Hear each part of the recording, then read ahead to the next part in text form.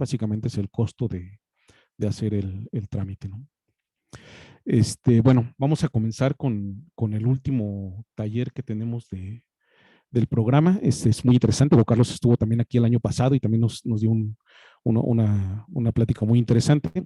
Les platico del doctor Juan Carlos Martínez. Él obtuvo los grados de doctor en ciencias y maestría en ciencias de la computación por parte del Centro de Investigación en Matemáticas. Es ingeniero en sistemas computacionales por parte de la Universidad Autónoma de Campeche. Cuenta con experiencia en investigación y desarrollo de aplicaciones industriales en el sector público y privado. Sus investigaciones se han enfocado en el desarrollo de algoritmos de control, visión computacional y robótica. En particular, las líneas de investigación se han orientado a algoritmos de control óptimo para problemas de planificación de movimiento, algoritmos de visión computacional para imágenes con diferente rango dinámico, algoritmos de reconstrucción de imágenes a partir de topografía de capacitancia eléctrica y aplicaciones de inspección visual. Actualmente es investigador en el programa Cátedra CONACYT en el Centro Geo y desarrolla investigación en el área de percepción remota y reconstrucción 3D a partir de datos LIDAR. Entonces, muchas gracias por haber aceptado la invitación a dar el taller. Carlos, y te dejo con el auditorio. No, al contrario, muchísimas gracias a ustedes por invitarme nuevamente a participar. Y a ver, antes de empezar, el tema, obviamente lo habrán visto por los anuncios para la escuela de verano, era sobre un algoritmo que surgió básicamente hace 2 años, año y medio, 2 años, que fue un parteaguas en la reconstrucción de escenas, ¿no? Y de objetos de manera tridimensional. Es de esos algoritmos que una vez que salen, como que cambian algo en la comunidad y permiten o generan un montón de trabajos hacia adelante que permiten desarrollar un montón de investigación, ¿sale? Entonces el algoritmo es conocido como NERF, y viene de su nombre, ¿no? El nombre del inglés, que es del Neural Radiant Fields, para la sintetización de nuevas vistas. ¿Qué es lo que vamos a hacer en el taller a lo largo de estas 2 horas más o menos que tenemos? Pues primero vamos a introducir los conceptos básicos. ¿Qué necesitamos saber primero para comprender NERF? O sea, cuáles los conceptos geométricos y de imágenes y todo esto que nos van a permitir entender el algoritmo. Posteriormente voy a desarrollar el algoritmo, voy a ilustrar su metodología, qué datos requiere, cómo se obtienen, qué software hay para hacerlo, etcétera, etcétera. ¿Sale? A explicar muy generalmente y aprovechando las explicaciones detalladas que han dado los autores en su publicación para tratar de ser específico en algunas cosas importantes del algoritmo. Y pues vamos a probar una implementación que los propios autores del artículo subieron. Es una implementación básica, por así decirlo. Ellos le ponen una implementación mínima, pero vamos a ver qué es funcional para cierto rango de imágenes y nos vamos a dar cuenta en ese momento cuáles son las ventajas, la capacidad, la potencia que tiene el algoritmo para resolver cierto tipo de problemas y a la vez cuáles son sus desventajas, las oportunidades de mejora. Y voy a terminar el taller hablando de lo que surgió después de NERF. Insisto, este algoritmo fue de los que sale, o sea, se presenta a la comunidad, particularmente a la comunidad de Deep Learning, están enfocados en Deep Learning y hace un cambio, ¿no? Hay un switch ahí que se activa y hay mucha gente interesada en el área para mejorar el algoritmo, etcétera. Y desde luego esto ya se trasladó a las ciencias espaciales, ¿no? Ya hay bueno, no muchas, un par de propuestas muy interesantes que utilizan esta metodología para precisamente explicar, ¿no? Bueno, para resolver problemas asociados a las ciencias geoespaciales. ¿Sale? Entonces, en la carpeta del verano hay 4 archivos, 4 de los Google Colab. Si están viendo mi pantalla, están leyendo los nombres. Son básicamente el archivo que dice pre-NERF, que son los conceptos que necesitamos previos a entender NERF. El de NERF, que son los conceptos que involucra el algoritmo. El minimal NERF, que es básicamente puro código, ahí lo único que vamos a hacer es ver cómo funciona el algoritmo, etcétera, etcétera. Y el after NERF, ¿no? Que es básicamente lo que ocurrió después de que surgiera NERF y cuáles son las propuestas de investigación que están surgiendo a raíz de todo esto, ¿no? Entonces, pues en orden, empecemos con lo que necesitamos saber antes de entender NERF y por qué va a ser todo esto importante, ¿no? Entonces, lo primero o los primeros conceptos que se nos tienen que venir a la mente para aquellos que no estén muy familiarizados con visión por computadora o procesamiento de imágenes es precisamente cómo se obtiene una imagen, ¿no? Cuáles son los modelos matemáticos que nos permiten describir básicamente lo que ocurre cuando uno toma una fotografía, ¿no? Y en particular, probablemente el concepto más importante sea precisamente el del modelo de cámara, ¿sale? Ya está muy reportado en la literatura, hay un montón de tutoriales, de explicaciones sobre cómo funcionan los modelos, algunos más complejos que otros, pero en general se puede entender con el esquema que deben estar viendo. El esquema está compuesto por tres marcos de referencia general, ¿no? Lo que se conoce como el marco del mundo, es el marco global en el que está ubicado todo, por así decirlo. El marco de la cámara, que refiere a la posición que tiene la cámara en el momento en el que se está tomando la fotografía. Y obviamente el marco de la imagen, ¿no? Para aquellos que han trabajado con procesamiento de imágenes, pues como uno ubica los píxeles dentro de la imagen, ¿no? Píxel 00, píxel 1010, etcétera, etcétera, ¿no? Entonces, la idea es precisamente relacionar estos tres marcos de tal manera que sea fácil, entre comillas, hacer una conversión entre cualquiera de ellos. Si yo tengo un objeto tridimensional o un punto P, por ejemplo, que tiene coordenadas en el mundo, definidas por XW, debería ser capaz de transformar este punto y ver cómo lo percibe la cámara, o cómo quedó atrapado en la cámara, y luego cómo se va a reflejar en la imagen, ¿sale? Y para eso necesito entender obviamente cada una de las transformaciones que hay en estos marcos de referencia. Noten que las transformaciones, si bien vamos a ver que no son extremadamente complejas, tienen sus detalles. Por ejemplo, en el caso del el marco del mundo, como se le conoce, el World Frame, el World Connect Frame, los ejes están, básicamente el Z sería lo que sale de la pantalla, ¿sale? El X y el Y apuntando hacia arriba. Y en el caso del marco de coordenadas de la cámara, cambiaron los ejes, básicamente se rotó 90 grados el Z y el X, y ahora el X está apuntando hacia afuera de la pantalla, por decirlo de alguna manera, y el Z hacia adelante, ¿no? Y en el caso de las imágenes ocurrió algo muy similar. De nuevo, el eje Y se giró estrictamente 90 grados, bueno, menos 90 grados respecto a Z y apunta hacia abajo, etcétera, etcétera, ¿no? Entonces son este tipo de detalles con los que hay que tener cuidado nada más a la hora de trabajar con este tipo de transformaciones, y las ecuaciones, una vez que se entiende esto, van a ver que son relativamente sencillas, ¿no? Entonces, como les comentaba, primero del mundo a la cámara, ¿no? Tenemos un punto que tiene coordenadas tridimensionales, ¿no? X, Y y Z, como lo solemos denotar normalmente, ¿sale? Y lo voy a escribir o lo voy a anotar a lo largo de todo el taller con la letra X, ¿no? Y del subíndice W, ¿sale? Y insisto, cada una de las coordenadas particulares que tiene, el X, el Y y el Z, ¿sale? Y una vez que tengo un punto en el marco de coordenadas del mundo, pues me interesa ver cómo queda respecto al marco de coordenadas de la cámara, ¿sale? O sea, qué transformación tengo que hacer para saber qué posición ocuparía el punto P respecto a la cámara, ¿vale? Y pues ese mismo punto tendría unas coordenadas diferentes, insisto, tomando como referencia el marco de coordenadas de la cámara, ¿no? Y al que voy a denotar, pues, con XC, YC y ZC.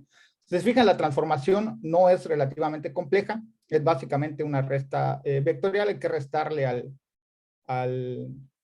al marco del mundo la distancia que hay pues, de nuestro origen a donde se encuentra el origen de la cámara, que es precisamente este vector CW, y hay que hacer la rotación de los ejes para que queden completamente alineados, ¿no? Entonces uno podría expresar esta transformación básicamente a través de una matriz de rotación y una resta vectorial, ¿no? Una multiplicación, ¿sale? Insisto, entre una matriz y una diferencia de vectores.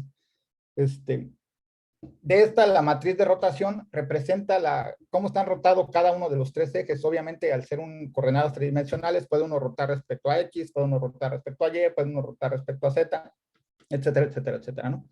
Entonces, generalmente en la literatura se suele usar mucho la representación clásica de coordenadas o de transformación de coordenadas, empleando lo que se conoce como coordenadas homogéneas. Es nada más, digamos, puede verse de manera muy simplificada como un truco algebraico para representar esto que era una resta y una multiplicación como una única multiplicación de matrices. Hay conceptos de geometría proyectiva más profundos en esto, pero de momento quedémonos con que es básicamente una representación matricial que nos permite simplificar las operaciones, ¿no? Y entonces vamos a operar o vamos a componer nuestra matriz con la que vamos a transformar las coordenadas, básicamente por una parte que tiene la matriz de rotación, que serían todos los elementos desde el R11 hasta el R33, y lo del vector TX, TY y TZ, que corresponden básicamente a la traslación. Representarían cuál ha sido la diferencia entre, insisto, el origen del mundo y obviamente el origen de coordenadas de mi cámara, ¿no? Entonces, la matriz se le conoce o se le suele denominar en la literatura como matriz de parámetros externos y se llama así porque no hay nada que dependa de la cámara, o sea, es únicamente la posición. Es como que toda la información está fuera de las características que tuviera la cámara. ¿Sale? Puede uno tomar fotografías con con un iPhone, un Motorola, lo que a ustedes se les ocurra, y esta matriz de parámetros extrínsecos, si fueran sería la misma para ambos teléfonos, por ejemplo, si estuvieran en la misma posición respecto al marco del mundo. No cambiaría nada, ¿sale? Entonces, ténganla en presente, la vamos a usar mucho en los conceptos que vienen más adelante. Y bueno, nos falta un último paso. Hay que hacer el salto, digamos, de alguna manera, de las coordenadas de la cámara a las coordenadas de al plano de la imagen, básicamente, ¿no? Y de nuevo, vamos a involucrar de alguna manera una rotación de ejes, hay una rotación que aplicar y unas proporciones debido a lo que se conoce como la longitud focal, ¿sale? En la proyección perspectiva. Para no entrar en detalles y alargar demasiado la presentación, simplifico un poco las cosas. Usando geometría, se puede ver, bueno, se puede probar básicamente que hay una proporción, que hay triángulos equivalentes en este esquema y que XY entre la longitud focal pues es igual a XC entre ZC, que es como decir que la posición del punto en el plano de la imagen pues tiene una proporción parecida, ¿no? a las coordenadas que tiene el punto en el marco de la cámara. Lo mismo para Y, ¿sale? Y bueno, de aquí se despeja básicamente X, Y, y queda todo en función de dos cosas, la longitud focal, sale la coordenada que tenía el punto respecto a la cámara, y la profundidad que es Z, ¿no? O sea, el qué tanto te desplazaste del origen de la cámara hacia el plano de la imagen, ¿no? Que es lo que está apuntando hacia ahí. ¿Sale? Entonces es importante tener estas características presentes o estas ecuaciones presentes a la hora de retomar o tratar de sacar información de las imágenes. ¿Sale? Bueno, y un truco, algo que se hace comúnmente es centrar las imágenes. Lo que te interesa a ti es que la esquina superior izquierda de una imagen empiece en la coordenada 0, 0. ¿Sale? Entonces, para hacer esto, para poder lograr esto, pues tiene que uno que restarle básicamente el tamaño de la imagen a la coordenada del píxel que acabas de calcular. Y este shift hace específicamente que los píxeles que estaban en el origen se corran hacia la coordenada superior izquierda, ¿no? Que es como se manejan las imágenes. Para aquellos que están familiarizados, ¿no es cierto?, con algoritmos de procesamiento de imágenes, pues es algo que se utiliza muy comúnmente. Y bueno, estas operaciones se pueden representar fácilmente o se pueden compactar de la misma manera que como lo hicimos con la matriz de parámetros externos a través de una multiplicación matricial con coordenadas homogéneas. Aquí, perdón, se me fue el 1, debe ser 0, 0, 0, y aquí va el 1. ¿Sale? Y esta matriz de aquí es la que se suele conocer o se le denomina como matriz de parámetros internos. Esto, desde luego, sí está asociado con las características que tiene cada una de las cámaras. Sale la longitud focal, las características del lente, etcétera, etcétera, ¿no? Si hace rato comentaba que si ponemos exactamente dos celulares en la misma coordenada, la matriz de parámetros externos no cambiaría. En el caso de la matriz de parámetros internos, obviamente va a cambiar, ¿no? Dependiendo de la configuración de la cámara, la longitud focal y las características, insisto, de los lentes que capturan la imagen. ¿Sale? Pero bueno, con toda esta información es con lo que vamos a alimentar a NERF. De hecho, la idea de NERF es básicamente tener un montón de imágenes, tener varias imágenes y poder reconstruir completamente un objeto o una escena, mejor aún, de manera tridimensional. ¿Sale? Entonces, digamos que el input o lo que alimenta el algoritmo de NERF inicialmente es precisamente las coordenadas de las cámaras, dónde está ubicada las cámaras y cuáles eran las características en particular, la longitud focal y el tamaño de la imagen, obviamente, ¿no? Para calcular los desplazamientos.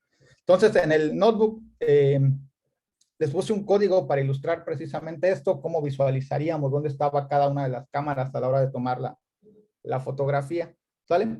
Y para hacerlo, lo hice empleando los datos que los propios autores del artículo publicaron. Ellos generaron un dataset sintético. Tomaron, básicamente es como una suerte de, como un tractor, ¿no? Sí. Simularon tomarle fotografías en uno de estos software de modelado tridimensional y obviamente podían obtener las posiciones de la cámara de manera exacta, etcétera, etcétera, ¿no?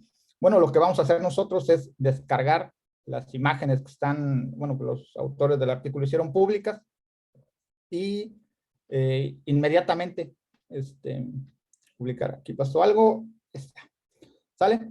Entonces, si se fijan, hay un, bueno, primero que nada, ver la cantidad de imágenes que tiene este dataset, ¿no? Son 106 imágenes, ¿sale? Cada imagen tiene un tamaño de 100% y son imágenes RGB, es decir, que tienen 3 canales básicamente, ¿no? ¿Sale? Y bueno, hay un ejemplo del tractocito que les comentaba que fue lo que simularon. Dos cosas a resaltar aquí. La primera es, la imagen es de muy baja resolución. Una imagen de 100% es una resolución muy baja, ¿no? O sea, muchas imágenes, la resolución es muy baja, ¿vale? Entonces, obviamente va a impactar en los resultados que obtengamos. Mientras más calidad tenga nuestra imagen, mejores serán los resultados. Al final mostraré algunos ejemplos que los propios autores generaron utilizando su algoritmo, ¿no? Pero bueno, y de nuevo son imágenes en este sentido RGB. Y si se fijan, aquí tenemos la matriz de parámetros externos, básicamente la matriz de rotación y el vector de traslación que les mencionaba al inicio de la matriz de parámetros internos, pues nos dan la longitud focal. ¿Sale? Ya a partir de las dimensiones de las imágenes, pues se pueden deducir los deltas, ¿no? O el offset que hay que dar para centrar la imagen. Y nada más por pura curiosidad, sería conveniente plotear dónde estaba el origen de las imágenes y hacia dónde estaba apuntando la cámara a la hora de tomar la fotografía, de tomar entre comillas la fotografía. Insisto, este es un dataset sintético, ¿no? Entonces lo que vemos es que hay un montón o simularon los autores un montón de cámaras apuntando hacia el objeto, obviamente, y hicieron variar la posición del objeto, digamos, como una manera circular, no sé si fuera una parábola, una cosa así. No sé si se alcanza a apreciar, desafortunadamente no puedo girar la imagen, no, el Matplotlib no tiene esa funcionalidad, pero se puede ver que hay zonas que no o sea, que no se alcanzarían a cubrir si uno tomara un montón de fotografías, ¿sale? Hay un montón de regiones de la imagen que se tomó que no alcanzarías a ver en ninguna de las imágenes, ¿no? O que se verían muy poco. Toda esa información o todas esas vistas es la que se trataría de generar.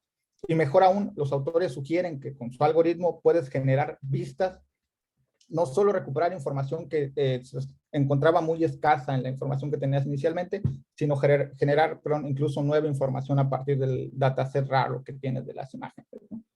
Entonces, los autores, partiendo precisamente de esta idea, fue como formularon, insisto, la idea es, tengo un montón de imágenes, ¿sale? O bueno, un montón, tengo una serie de imágenes de algún objeto, una escena en general, y me gustaría reconstruirla de manera tridimensional, de manera que el algoritmo que fuéramos a diseñar pudiera recuperar la información faltante, entre comillas, ¿sale? O completar la información que fuera redundante, ¿no? Utilizarla de manera adecuada para que todo fluyera sobre ruedas, ¿no?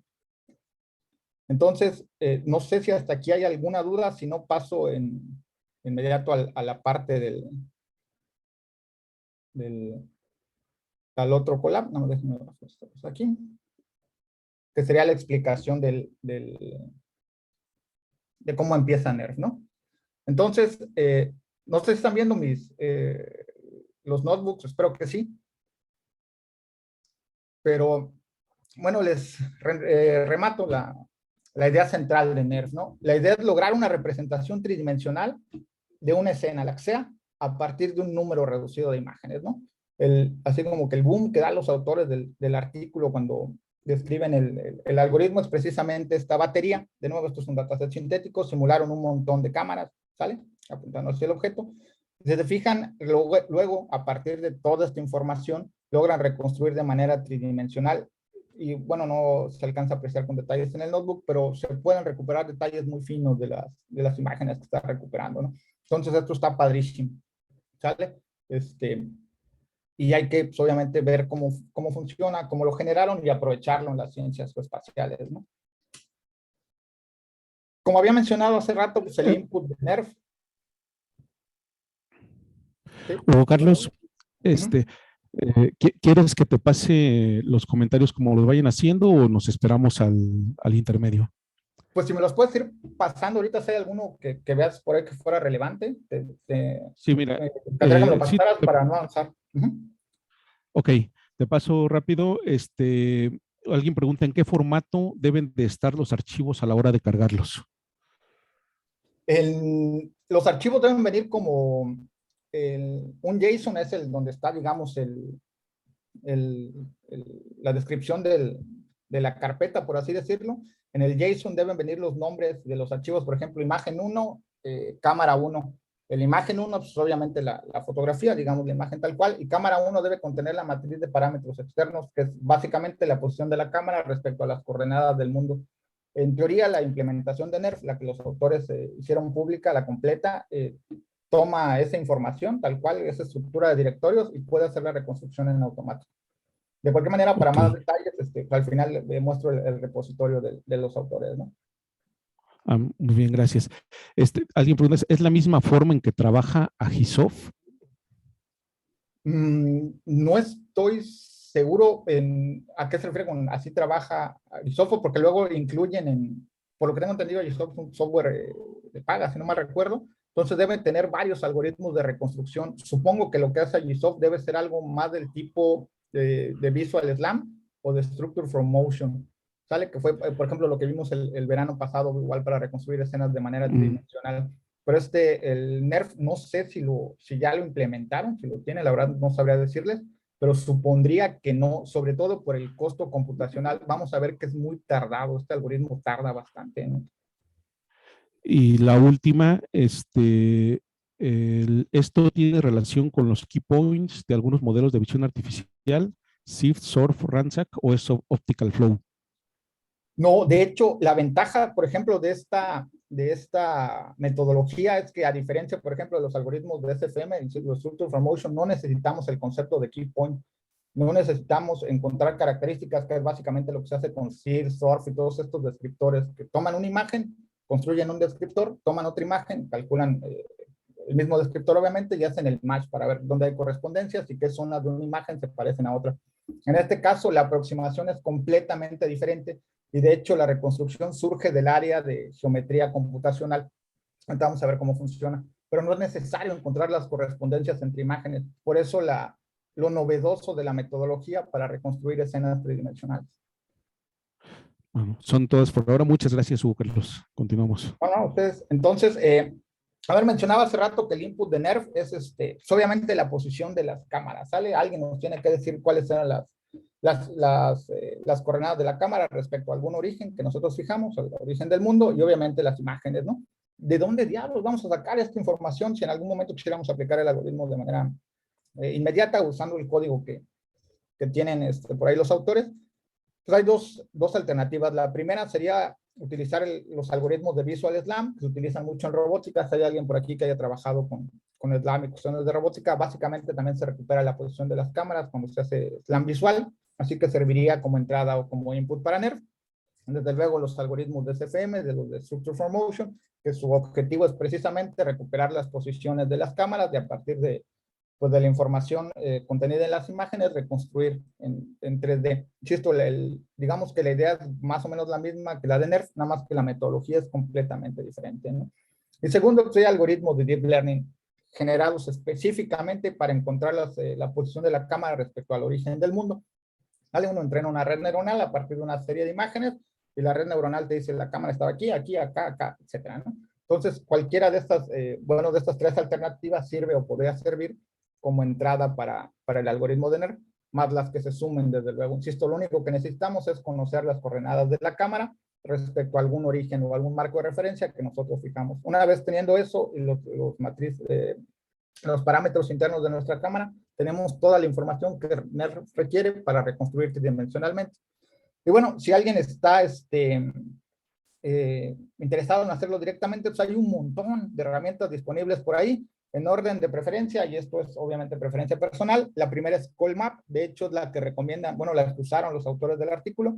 Tal es un software libre para hacer este análisis de SFM, de Structure from Motion, es muy potente, requiere una GPU, es así como que el pegoste que tiene el algoritmo, ¿vale? La única parte que no nos termina de convencer, pero bueno, si tienen una computadora potente, lo pueden ejecutar.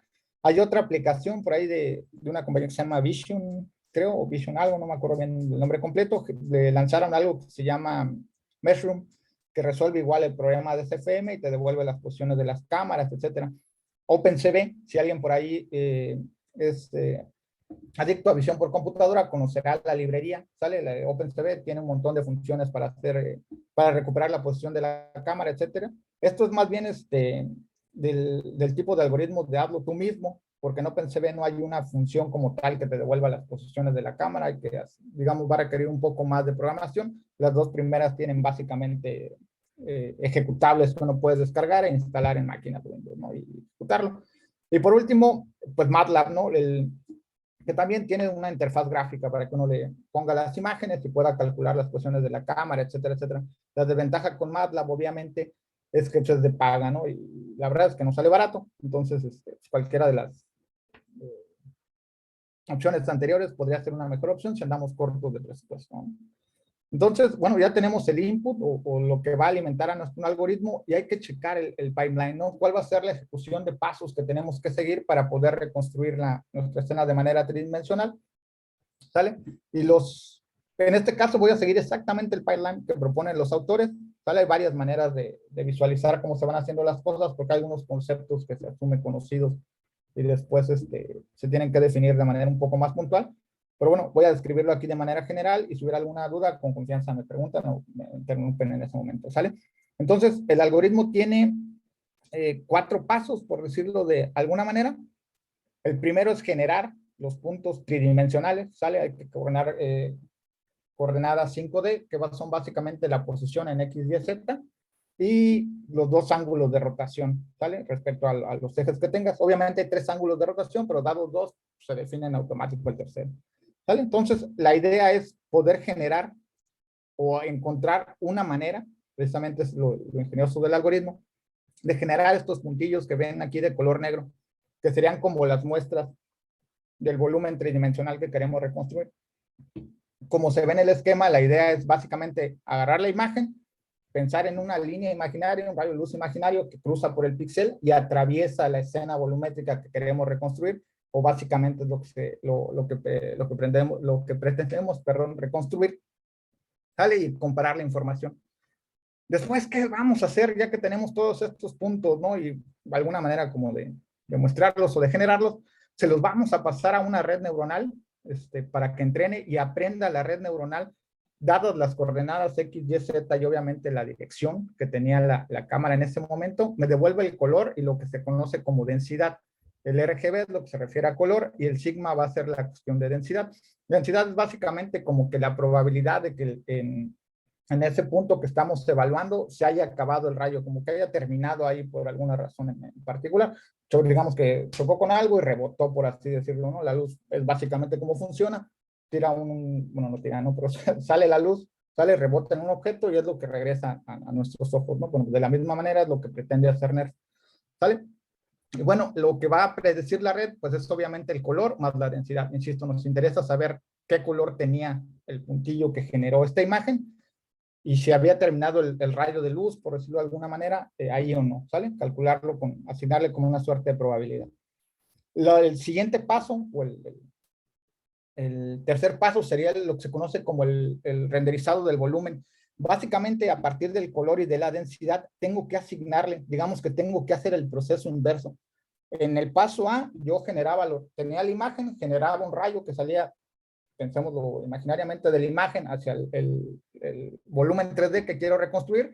Y en este caso es, ya que tengo el punto en el volumen tridimensional, lo que voy a hacer es ver si tuviera una cámara en tal posición, qué color debería tener, ¿sale? Y a partir de ahí, asignarlo a ese píxel. Esto se conoce en geometría computacional como renderizado de un volumen. Y hay un montón de algoritmos muy eficientes computacionalmente para resolver el problema. Hay algunos más convenientes que otros a la hora de atacar el problema, por ejemplo, en el caso de NERF. Ahorita vamos a verlo, ¿no? Cómo se modelan, cómo se genera, cómo matemáticamente se fundamenta esto. Y por último, pues la función de costo, ¿no? El render loss, que es como le llaman los autores, que es básicamente la función que nos va a decir, ¿sabes qué? Te equivocaste, el color que pusiste aquí no corresponde al color que yo estoy viendo en mi imagen, ¿sale? La red, le dices a la red neuronal, güey, te equivocaste, corrige, no estás calculando bien, cambia el color porque no corresponde a lo que yo estoy observando. Y vamos a repetir el proceso para cada uno de los puntos que generamos, ¿sale?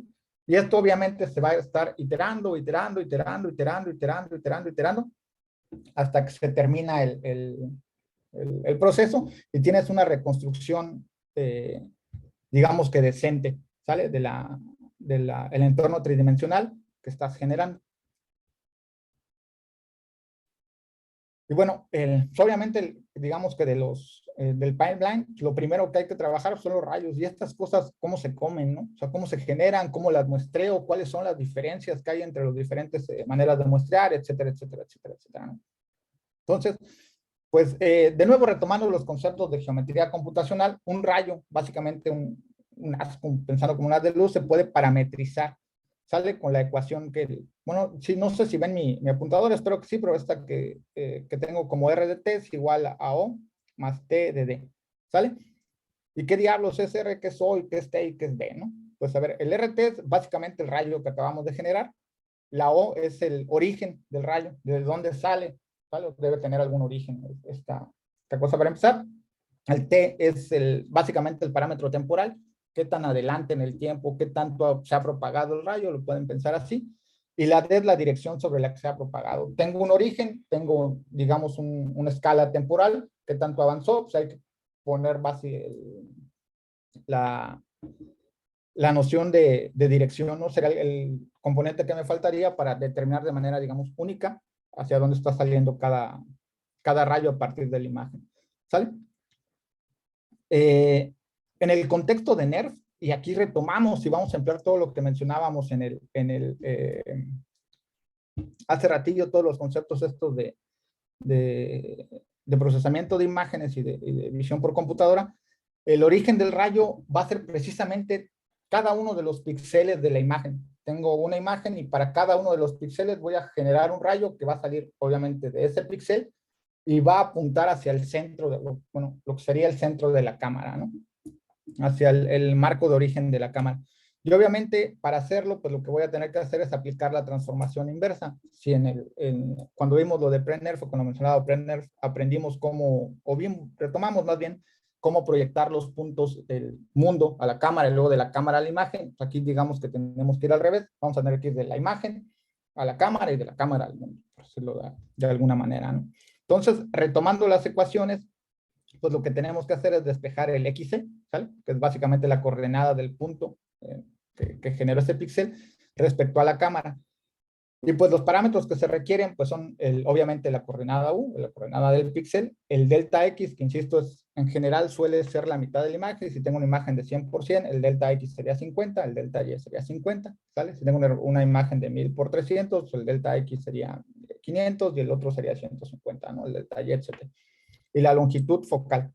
Noten que tengo todo aquí, digamos, de manera explícita, excepto la Z. En una imagen, pues se ha perdido la noción de profundidad y puedes lanzar una línea, básicamente infinita, y habrá que cortarla en algún punto. Es precisamente estos ZC los que vamos a ver que son los que tenemos que muestrar o acotar nosotros de alguna manera.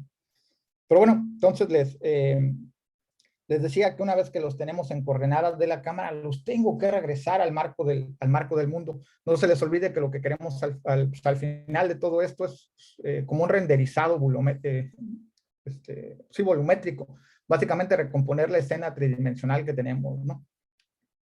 Entonces, para hacerlo, pues hay que aplicar la transformación inversa. ¿Cómo se hace esto? Hay que invertir la matriz de parámetros externos, ¿no? Es una matriz de 4x4, computacionalmente se puede invertir relativamente fácil, y aprovechando que la matriz, que esta parte de la matriz es una matriz de rotación, se puede invertir todavía más fácil, porque las matrices de rotación, sus inversas son la matriz transpuesta, ¿sale? Entonces, calcular la inversa de la matriz de parámetros externos es sencillo, entre comillas, ¿no?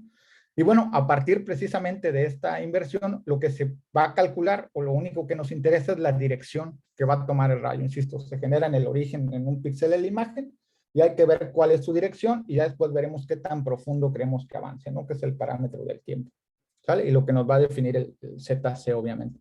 Pero bueno, ya tenemos la dirección y si se acuerdan de la ecuación, tenía básicamente tres componentes, el origen, la dirección, que ya sabemos cómo calcularla, hay que invertir la matriz de parámetros externos, o tenerlas directamente las coordenadas de la cámara respecto al mundo, y hay que sacar el origen, ¿no? Bueno, el origen obviamente corresponde a la parte de traslación asociada a la matriz de parámetros externos que hemos invertido, ¿no? Entonces, ustedes toman la matriz de parámetros externos, la invierten y se quedan con estas secciones, ¿no? La matriz superior, esta de 3×3, corresponde a la matriz de rotación y este vector, que está básicamente en la última columna, estos tres elementos corresponden a la traslación. Y te quedas con eso y ya tienes todo lo que necesitas para generar el rayo. Si esto faltaría ver después hasta dónde lo cortas, ¿no? Entonces tenemos la dirección y el origen, ¿sale? Computacionalmente, y la pregunta, bueno, ¿y esto cómo se programa, no? ¿Cómo diablos vamos a hacer para decirle a la computadora que nos ayude a hacer todo esto? Voy a aprovecharme de que hay un montón de herramientas, y me faltó mencionarlo un poquillo al inicio de la plática, pero hay un montón de herramientas computacionales que ya nos ayudan a hacer estas cosas, ¿no? En particular, en el área de Deep Learning hay muchas librerías que ya tienen implementado, por así decirlo, la multiplicación de matrices, la suma de vectores, las operaciones como exponenciales, potencias y todo de manera muy eficiente. De hecho, se ejecutan en las GPUs de nuestros laptops, ¿no? Si alguien tiene por ahí una computadora gamer, es básicamente lo que se asocia con estas librerías. Bueno, aprovechando precisamente una de las librerías más populares, que se llama TensorFlow, los autores propusieron el siguiente código. Para hacerlo, la diferencia entre el código que tienen ustedes en sus notebooks y el de los autores es que digamos que lo documenté para que se entendiera más qué es lo que hace cada una de las líneas de código. Y cuando ustedes estuvieran por ahí repasando el tema o se interesaran más en NERF o quisieran ustedes reproducir algún experimento adicional, pues tuvieran una idea clara de dónde hay que empezarle a mover a las cosas, ¿no? ¿Sale? Entonces, la primera línea, por ejemplo, esta de Mesgrid, para los que están familiarizados con Python, básicamente construye una rejilla, literalmente una rejilla, ¿sale? Que tiene coordenadas IJ y va a ser del tamaño de nuestra imagen. Me faltó decir que esta función, la llamaron como obtener los rayos, muy creativo el nombre, pero bueno, funciona. Y el HW, pues son el height de la imagen y el width, ¿no? El ancho y el largo de la imagen. La longitud focal y las coordenadas de la cámara respecto al mundo. Por eso le ponen el C2W, o sea, de la cámara al mundo, ¿sale? Entonces, ya con esa información, crean el mesh grid que va a representar cada uno de los píxeles que tenemos de nuestra imagen. Vamos a calcular la dirección exactamente con la misma ecuación que vieron aquí, o bueno, que vimos aquí, que es básicamente la inversión de la matriz de parámetros externos, ¿vale? O si ya definida por la C2W y normalizada, que es exactamente lo que se hace aquí, ¿sale? Lo que tenemos aquí, en estas ecuaciones, es exactamente lo que se hace aquí. Si se fijan, restar a la coordenada ahí, al píxel y, por así decirlo, el width multiplicado o dividido entre 2, sale que sería el delta X dividido entre la focal y lo mismo para el J, perdón, ¿sale? Y se le agregan la serie de unos para convertirlo en coordenadas homogéneas, etcétera, ¿no? A partir de aquí calculamos precisamente el vector de dirección, que, bueno, supongo que se aprecia en el código, que es, de nuevo, la matriz de rotación multiplicada precisamente por el vector que acabamos de generar y normalizada. Esta parte de la normalización es precisamente lo que hace la función reduce sum, ¿sale? Y por último, pues nada más hay que encontrar el origen, que como había mencionado, pues es básicamente tomar el vector de la última columna de la matriz, y es exactamente lo que se hace aquí, ¿no? Se toma literalmente los tres elementos de la última columna de nuestra matriz y se le asigna las mismas dimensiones que tenía el radix, que fue la que generamos hace rato, ¿sale? O sea, la dirección que toma el rayo. Y pues devolvemos tanto el origen como la ecuación, digamos, ¿no? Para la dirección que debe tener el rayo, ¿sale? Entonces, sería como que la primera parte para generarlos. Pero bueno, no es lo único que tenemos que hacer, ¿no? O sea, ya sabemos, digámoslo de alguna manera, generar una línea infinita, un rayo infinito, ¿sale? Que va desde un píxel, pasa por el centro de mi cámara y se extiende quién sabe hasta dónde, ¿no? Hay que acotarlo, o sea, no nos sirve tener información así. Para eso lo que se genera es precisamente el concepto de submuestreo, que es básicamente hasta dónde voy a parar, cómo voy a definir la escala temporal, ¿sale? Qué tan lejos o qué tan cerca debe quedar, perdón, el rayo que estoy generando. Entonces, hay dos maneras de hacer esto, una mejor que otra, definitivamente. La primera es lo que se conoce como muestreo a intervalos regulares. Muchos de ustedes ya lo habrán hecho, ¿sale? En algún ejercicio por ahí de programación o a la hora de calcular incluso integrales, cosas por el estilo. Se suele dividir alguna porción o una serie numérica digamos, en partes iguales, ¿sale? Y es lo que estamos haciendo aquí. Una vez que uno fija qué tan lejos quiero llegar y qué tan cerca voy a estar, pues lo único que hago es partir ese segmento en el número de elementos que quiero, ¿no? Si quiero n elementos, pues divido todo entre n y eso es, digamos que el pasito o el step que voy a ir dando para avanzar de manera temporal sobre el rayo que acabo que me interesa generar, ¿no? Para el que insisto ya tengo tanto orientación, perdón, como origen como dirección. La segunda es un muestreo aleatorio. En lugar de hacerlo a intervalos regulares, pues vamos a agregar un poquito de aleatoriedad a este proceso. Los autores en el artículo mencionan que tiene la ventaja de que se pueden generar datos de manera más frecuente que la red no ha visto. Pensémoslo así, si siempre le estoy metiendo datos a intervalos regulares, muy probablemente lo que va a pasar es que la red neuronal que vamos a crear va a terminar viendo muchas veces los mismos datos, ¿sale? Entonces, la idea es como, digamos, retar a la red a que aprenda mejor las cosas y para eso introducir un poco de aleatoriedad ayuda muchísimo, ¿no? Entonces, la manera fancy, por así decirlo, de escribir esto es generar un intervalo que va a depender de la coordenada inicial, desde dónde quiero empezar hasta dónde quiero terminar, ¿sale? Y de nuevo partiendo los intervalos en las longitudes que dependen del número de pasitos que quiero generar. Ok, y después de generar este intervalo, pues lo muestreo. Agarro un punto en ese intervalo empleando una distribución uniforme. ¿Sale? Es como que la manera más sencilla o intuitiva de hacerlo. ¿Ok? Vamos a ver más adelante que la primera, el muestreo de intervalos regulares, como ya mencioné, tiene problemas, ¿sale? O sea, se trata de hacer que la red vea información o tenga información o retar a la red para que vea información que nunca, perdón, para que calcule valores, perdón, de información que nunca ha visto, ¿sale? Y eso se logra con un muestreo aleatorio, con un muestreo regular, probablemente no lo vayamos a conseguir al nivel que queremos, ¿no? Y esto está en 3 patadas a la hora de programarlo utilizando algunas de las librerías. Esto se puede hacer con un Py, insisto, con un montón de las librerías que hay por ahí de Python, ¿sale? Pero en el caso que nos ocupa, pues estamos ocupando TensorFlow. Y esto de aquí no se parece mucho a la ecuación que está acá arriba, ¿no? Cuando hay aleatoriedad. Me explico primero. Los valores de z, que son los que genero, la primera corresponde precisamente a un line space, básicamente hacer el recorte en intervalos regulares, ¿vale? A partir de lo que tengo el NIR, que es lo que defino como cerca, el far, que va a ser lo lejano, y el número de muestras que quiero generar, ¿sale? Pero si le digo, ¿sabes qué? Pues sí, genera los intervalos regulares, pero también métele ruido, donde el rand va a ser una variable, ¿sale? Un booleano que nos va a decir si quieres meterle aleatoriedad o no. Pues lo único que vamos a hacer es sumarle un pedacito a este punto que hemos generado, que es lo que estamos haciendo aquí. Básicamente, digamos que perturbamos la posición que teníamos originalmente, sumándole o restándole un poquito, ¿no? Un factor que depende del número de muestras que queremos, y listo, incorporamos la aleatoriedad que necesitábamos.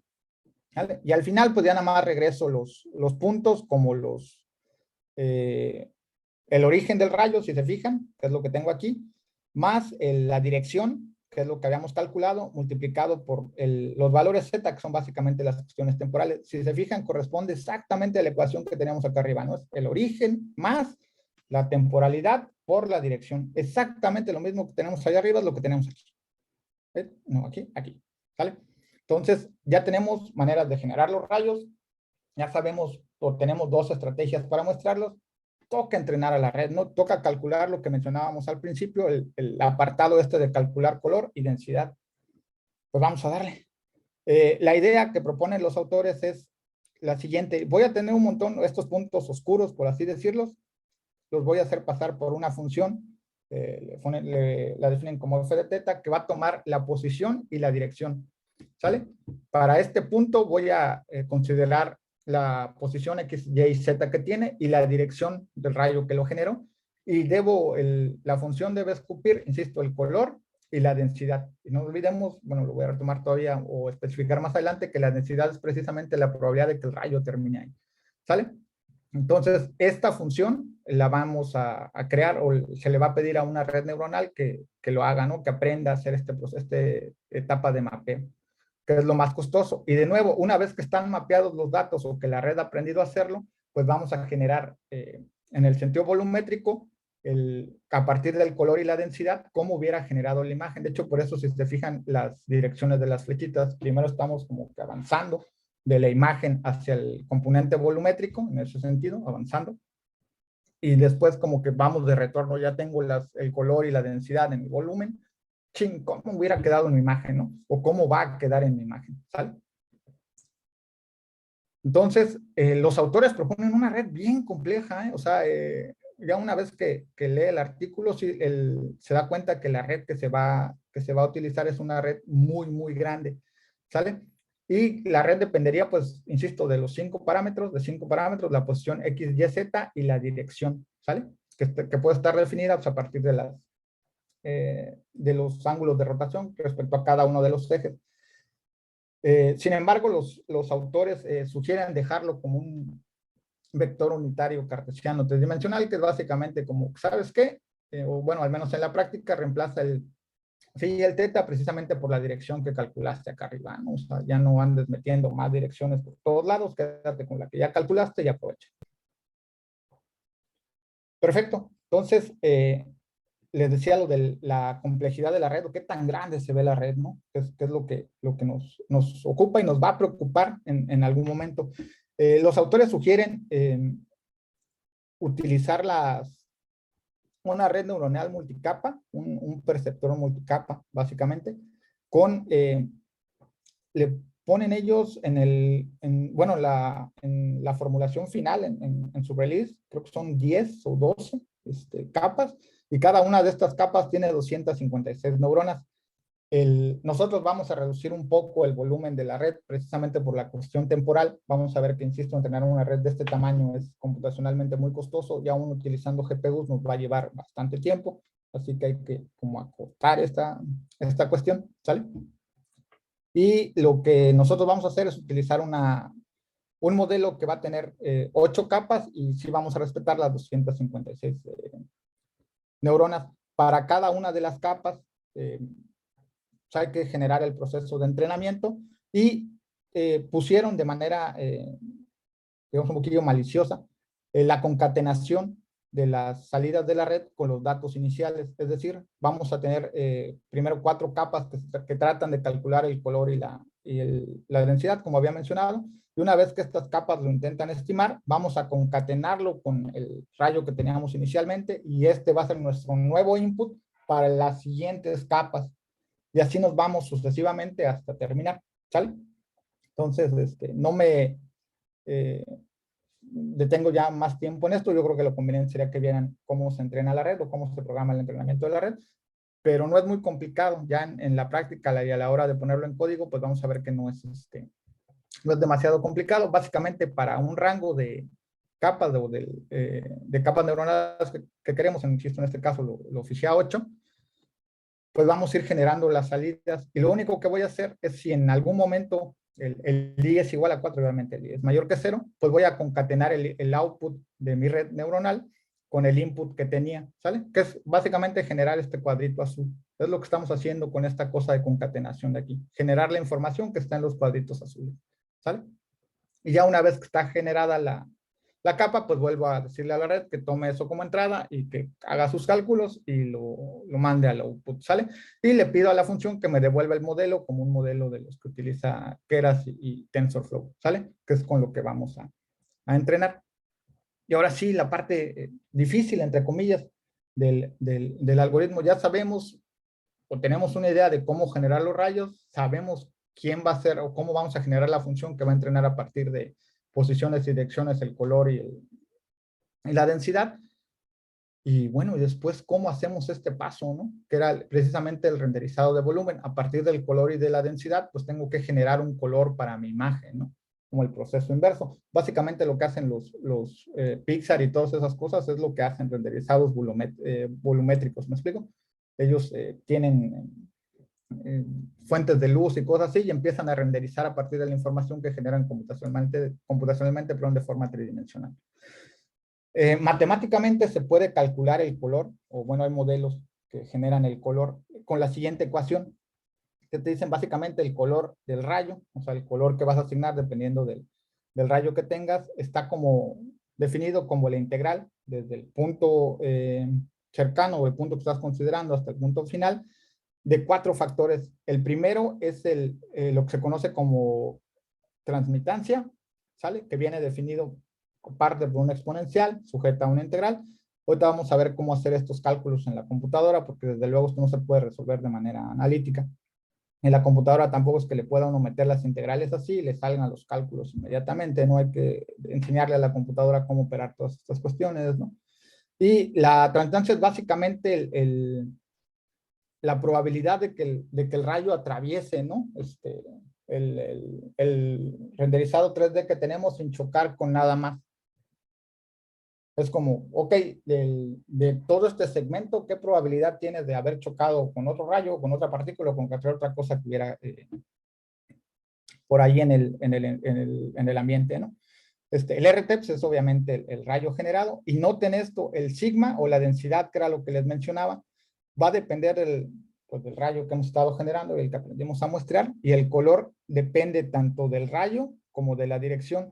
Esto es un poco no contradictorio, pero suena extraño porque ya sabíamos que el rayo dependía de la dirección precisamente que teníamos, pero los autores insisten que esta manera de parametrizar el color es conveniente, porque básicamente lo que le dices a la red neuronal es que el color sí va a depender tanto de la posición que tengas y de la dirección, como insistir en la dirección que tiene el rayo, y el sigma o la densidad únicamente va a ser dependiente del punto en el que estás y de la dirección, sin hacer explícita la dependencia de la dirección nuevamente, ¿sale? Entonces, pues al final se puede interpretar precisamente esta función, la CDR, como el producto básicamente de 3 cosas, o la suma, ¿no? Porque es una integral al final de cuentas, de la transitividad, la densidad de volumen y el color en el punto a partir de los rayos muestreados, ¿no? Y obviamente pues todas las T se tienen que encontrar entre lo que tienes cerca, por eso el TN de TNIR, y TF de TFAR, ¿no? Lo que está cerca y lo que está lejos. Y bueno, esto, insisto, no se puede calcular así, ¿no? O sea, no es como que, oye, llegas a la compu y le metes integrales a lo loco y lo vaya a resolver. Hay que resolver esto utilizando métodos numéricos. Y los autores se aprovechan de que hay mucha investigación en el área de geometría computacional para abordar este tipo de problemas. Y una de las propuestas que andaba por ahí, les dejo la referencia asociada, pues es aproximar precisamente el color, aproximar toda esta ecuación sota, toda esta integral, como sumatoria de estos términos, ¿sale? Donde de nuevo tenemos la transitividad, lo que van a llamar ellos el peso y el color. Pero noten que esto ya es como que más fácil de ponerlo en una computadora. Pasamos todo de integrales a sumas, ¿sale? Una computadora enseñarle a sumar es relativamente fácil. Y lo único que hay que distinguir, pues, es a qué corresponde cada uno de estos términos. El sigma, pues, va a ser la densidad. El delta I es básicamente la diferencia que hay entre el punto que estamos evaluando y el anterior, o el posterior y el anterior, y el actual, perdón. Es básicamente una diferencia de distancias entre el punto que estoy, insisto, entre el punto que estoy y entre el punto siguiente, o visto a la inversa, como lo quieran ver. Y el alfa I, que se asocia, o los autores lo asocian con la composición alfa, Esto, y supongo que la mayoría lo habrán visto, la composición alfa es cuando, por ejemplo, sumas dos imágenes y a una de las imágenes le bajas el alfa, como le dicen, para que se vea como que semi-transparente y puedas sumarlas. Muchos del software que hay por ahí en internet y que solemos usar para hacer todos estos efectos con imágenes, se aprovechan precisamente de esta composición. Hay una imagen a la que le haces como transparente y esa transparencia está en términos del alfa que tienes aquí. Y bueno, pues hay que enseñarle a la computadora de nuevo a hacer todo esto y está aquí precisamente la parte, ¿no? Si se fijan, lo que estoy haciendo es el sigma y el RGB, como les dije antes, tiene que venir producto del cálculo de la red neuronal, ¿sale? La red neuronal es la que me tiene que decir para dados el conjunto de rayos o todos los puntos que hay sobre ese rayo, cuál es el valor de la densidad del sigma y también del color, ¿sale? Las dos tienen que, es la red neuronal las que nos tienen que decir qué es lo que va a salir ahí, ¿ok? Y una vez que tenemos estos valores, el sigma y el RGB, pues es básicamente hacer las multiplicaciones que están aquí y sumar. Tal cual, no hay eh, mucha sorpresa en esta parte, ¿no? Las dis, que son básicamente las distancias que hay entre puntos, pues son precisamente las restas, ¿no? Entre los puntos que hay, bueno, posterior y en el punto en el que me encuentro, y así sucesivamente, ¿sale? El alfa, pues es precisamente el 1 menos el exponencial de sigma por el is, que ya acabo precisamente de calcular. Y esto de los pesos, de momento guárdenlos como que son una referencia a dónde es conveniente mostrar, dónde hay, cuáles son los píxeles que tienen mayor información. En el código que vamos a ejecutar, no lo estamos usando explícitamente, pero vamos a ver que se vuelve muy útil para darle un improve al algoritmo más adelante, ¿sale? Y bueno, ¿qué vamos a retornar? Pues el mapa RGB, obviamente la imagen generada, y si se fijan, pues es básicamente como que una suma para todos los pesos multiplicados por el color que se había generado. No olvidar que una imagen es la suma de los tres canales, ¿no? Sumamos el canal, el R, el rojo, el verde y el azul. Entonces, sumamos los canales y sabemos cuál es el color que le asignamos al píxel que estén viendo, ¿no? Tenemos un mapa de profundidad, ¿sale? Que suele ser muy útil para ver qué tan lejos, qué tan cerca están los objetos y que se puede usar como una medida de qué también estamos estimando las cosas. Y un mapa de la curación, básicamente cómo interpreta la red que estamos resolviendo el problema. Y retorno todo esto que está aquí, ¿sale? Entonces, ya tenemos hasta este punto los primeros tres componentes, por así de alguna manera, ¿no? Ya sé cómo generar los rayos, sé cómo muestrarlos, tengo incluso dos estrategias para muestrarlos, insisto, una mejor que otra. Una vez que tengo estos puntos generados, le voy a pedir a la red que se entrene, y una vez que le pase yo nuevos puntos o puntos que no ha visto, pues me va a tener que decir el color y el sigma. Y a partir de ese voy a hacer un renderizado de volumen, básicamente una integración sobre todos los valores que hay en el rayo para saber cuál es el color que debía asignarle a este píxel y reconstruir la imagen a partir de la información volumétrica que me dio la red neuronal, ¿vale? Y una vez que tengo eso, pues ya puedo hacer la resta entre lo que predije y el GT, que es el ground truth, ¿no? O sea, la imagen que estoy observando. Y eso es precisamente lo que vamos a hacer aquí. En esta parte de aquí, que es la función de costo. Si se fijan, la función de costo es sencillita, es básicamente tomar una imagen de las 100 imágenes o de las 100 imágenes que tenemos, vamos a escoger alguna, que es la que vamos a usar como para ver qué tan bien o qué tan mal está estimando nuestra red, y la vamos a restar a la estimación que ha hecho. Y subíndice I es como la imagen verdadera, por así decirlo, la real, pues, la de veras, y la I gorrito, o el hat de aquí, es la que corresponde a la imagen que hemos estimado, ¿sale? Y pues vamos a optimizar esta función. Básicamente hay que minimizarla. Se trata de encontrar los parámetros que hacen que esta función de costo sea lo más pequeña posible, ¿no? Que el costo o el que tanto nos equivocamos sea cada vez menos. Para hacerlo es muy fácil programar las funciones de costo en cualquiera de las librerías, en PyTorch, en TensorFlow, en la que quieran por ahí. Básicamente son sumas de diferencias, que es lo que tenemos aquí. Y el RGB, pues es obviamente la imagen de RGB que nosotros generamos. El target pues, es la imagen a la que queremos parecernos. Voy a aplicar el cuadrado a la diferencia y calculo el promedio, ¿no? Sumo todos los píxeles sobre la imagen para ver qué tanto difieren. Puede ser que me haya equivocado en un par de píxeles y todo lo demás esté bien. Entonces significa que nuestra función de costo debería estar bajita, ¿no? O sea, no nos hemos equivocado mucho. Por el contrario, si ningún píxel se parece al píxel de la imagen que estamos tratando de reproducir, pues vamos de malas, ¿no? O sea, hay algo ahí que no está bien. Y bueno, ¿y esto cómo se optimiza? Pues desde el punto de vista de Deep Learning, lo que se hace es el algoritmo de backpropagation. No me detengo mucho en el algoritmo con miras a que podamos ejecutar un poquillo el código antes de irnos a receso y ver cuáles son los resultados, explicarles cuáles son los parámetros, cómo se pueden hacer los cambios y que jueguen un poco con lo que vamos a estar viendo, ¿no? ¿Sale? Entonces, pero la optimización es igual, muy sencilla. Básicamente lo que se hace es calcular el gradiente de la función de costo y minimizar utilizando el descenso de gradiente. No sé, el descenso de gradiente es uno de los algoritmos probablemente los más conocidos para optimizar funciones, incluso funciones muy complejas. Y el algoritmo de backpropagation lo que permite es precisamente eso, calcular el gradiente de toda nuestra función de costo, incluyendo lo del cálculo de rayos, lo de cómo estimamos la imagen, lo del mapa de profundidad, toda la información que hemos acumulado, por decirlo de alguna manera hasta ahora, calcular el gradiente respecto a cada uno de los parámetros de las funciones que hemos generado y pues ir descendiendo en la dirección del gradiente, ¿no? Que es lo que nos permite minimizar la función, ¿sale? Entonces, en TensorFlow se suele utilizar pues una clase que ya tienen ellos definida, que es básicamente el gradient tape, y, insisto, el algoritmo de backpropagation, ¿no? Entonces, uno lo que hace es calcular lo que quiere aproximar, el RGB, que es la imagen que nos interesa, calculamos la función de costo, o bueno, el costo que tenemos asociado, y le pedimos a TensorFlow que calcule el gradiente precisamente de nuestro modelo, ¿sale? A partir de todos los parámetros que tiene que emplear, y pues que vaya optimizando hasta que terminemos, ¿no?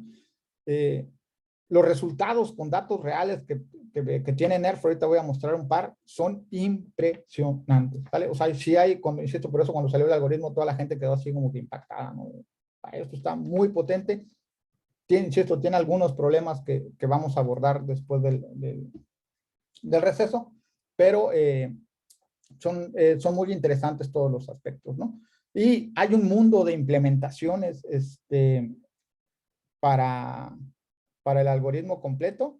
Les dejo obviamente el link y hay pues un total de 27 implementaciones por ahí. La mayoría, bueno, muchas están para PyTorch, TensorFlow, hay incluso por ahí una para XNet, que es de las últimas librerías de Amazon, por ejemplo, para resolver, hay una con JAX. Hay un montón de código. Ustedes pueden, en el momento que deseen, pues bajar alguno de estos códigos y probar y reproducir los resultados que en teoría vamos a generar nosotros. Incluso mejorarlos, porque hay algunas partes del algoritmo que por cuestiones de tiempo, pues no hemos incluido. Entonces, hasta aquí, no sé si hay alguna pregunta por ahí, Sergio. No, por el momento no tenemos preguntas. Si alguien tiene alguna pregunta, la puede ir poniendo en el panel de preguntas y respuestas.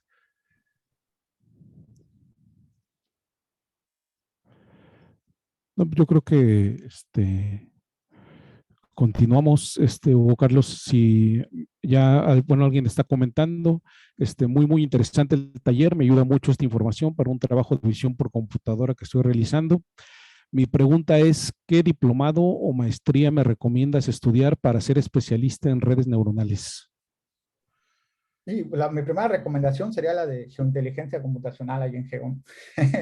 Aprovechando, en Geo muchas de las cosas que se hacen son con Deep Learning. Por ahí la doctora Daniela Moctezuma creo que estuvo martes o miércoles con algoritmos de Machine Learning. Creo que fue más que Deep Learning, pero igual trabaja con Deep Learning.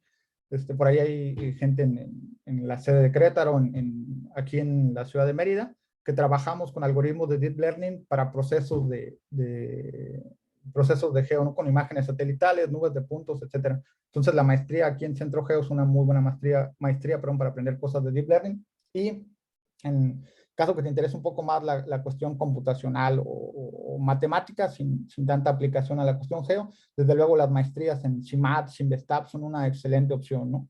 Para hacer un posgrado en ambas, tanto en CIMBESTAP como en CIMAT, hay muy buenos cursos de aprendizaje profundo, ¿no? De Deep Learning para tanto texto como para imágenes, etcétera, ¿no? Entonces, digamos que afortunadamente en el país tenemos todo un abanico para escoger en maestría, sobre todo porque el Deep Learning es una herramienta que se está empleando mucho, ¿no? y que permite dar mucho juego a las cosas que se están haciendo. Muchas gracias. Les puse el link del posgrado. Ahora es el posgrado integrado en Ciencias de Información Geoespacial y hay una orientación, como menciona Hugo Carlos, en Geointeligencia Computacional. Entonces, ahí, o sea, es un solo nombre de posgrado, pero se especializa en 3 orientaciones. Una de ellas es Geointeligencia Computacional. Bueno, pues continuamos, Hugo Carlos. Perfecto, entonces el Minimal Nerf, insisto, es como que la versión modificada del código de los autores, un poquillo más explicada, ¿no? Para que nos quede más claro sobre lo que vamos a trabajar. Les dejo los links al proyecto, ahorita vamos de cualquier manera a ver los resultados que ellos presentan, al paper original, si se lo quieren descargar y leerlo. No está,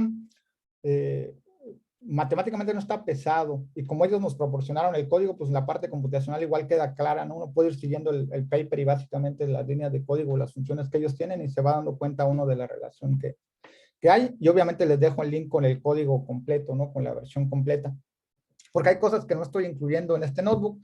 La primera es el 5D, incluyendo todas las direcciones, que fue lo que les comentaba hace rato. Los autores sugieren ingresar la D, pero hay una manera de incluir las direcciones como se planteaba formalmente, ¿no? Con la X, Y, Z y las 2 direcciones para los ejes. Hay algo que se llama el hierarchical sampling, que es una manera de muestrear de mejor manera. Lo voy a explicar una vez que terminemos de correr el notebook.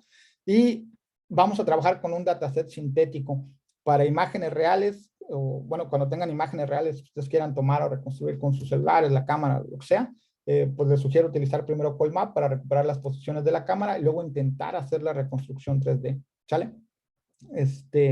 Sobre todo porque vamos a ver que computacionalmente tarda. Entonces, pues bueno, lo primero que hay que hacer es cargar todas las librerías. Si se fijan, no requerimos mucho, salvo TensorFlow, que es la que estamos usando. Y obviamente NumPy y Matplotlib para graficar, ¿no? De nuevo, voy a verificar que no hayamos descargado, bueno, que no se hayan descargado los datos. Si no están descargados, los descargo, sobre todo para el ejemplo más pequeño, el TinyNerf. ¿Sale? Y pues voy a cargar todas las imágenes y todas las poses, ¿no? de la cámara. Aquí les puse un ID test, que es básicamente como una variable para indicar cuál es la imagen con la que se quieren comparar. Lo que hicieron los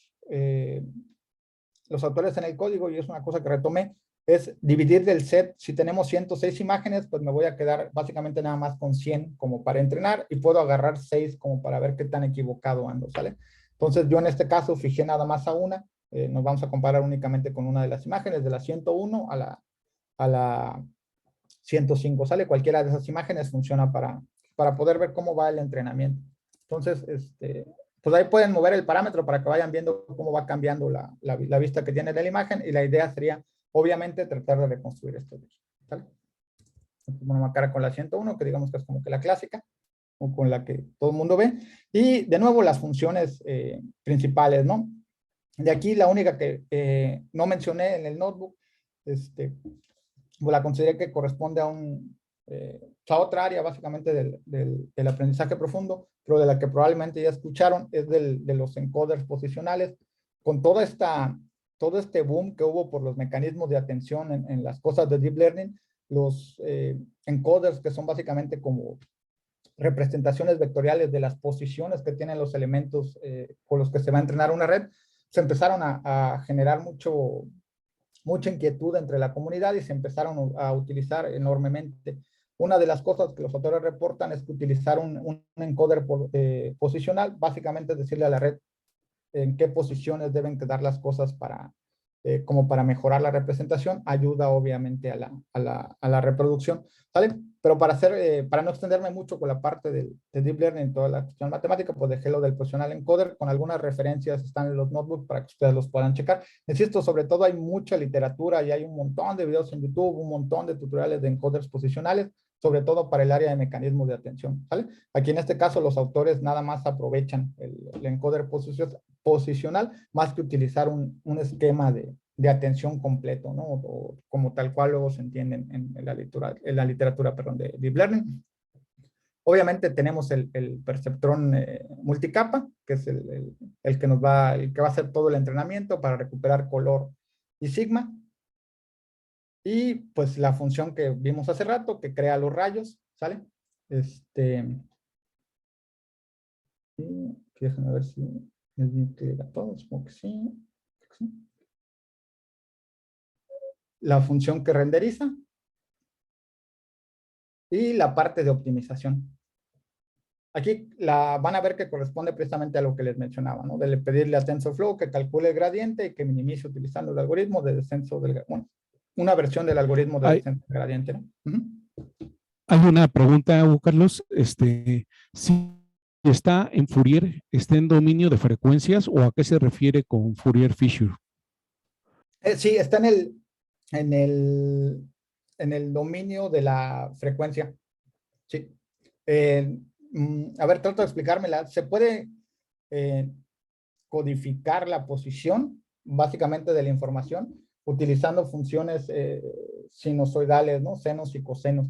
Entonces, si uno perturba básicamente la amplitud de una función sinusoidal, se pueden acomodar los datos de tal manera que digamos que funciones que tienen una amplitud muy pequeña, que son, o una frecuencia muy alta, son los que aparecen al principio, los que tienen una amplitud muy alta, por ejemplo, aparecen hasta el final. Tal es una manera como de codificar los datos. Y sí, se utiliza o se hace en general utilizando funciones sinusoidales, senos y cosenos. No se aplica o no se genera tal cual como la transformada de Fourier, o sea, no pasas estrictamente al dominio de la frecuencia, pero sí utilizas funciones sinusoidales, ¿no? De las que se suelen asociar ese tipo de problemas. No sé si con eso respondí la pregunta, no sé quién la ha hecho, pero voy a decir si fue más o menos claro. Yo insisto, en el link les dejo la descripción por si quieren checar más de los encoders posicionales, ¿no?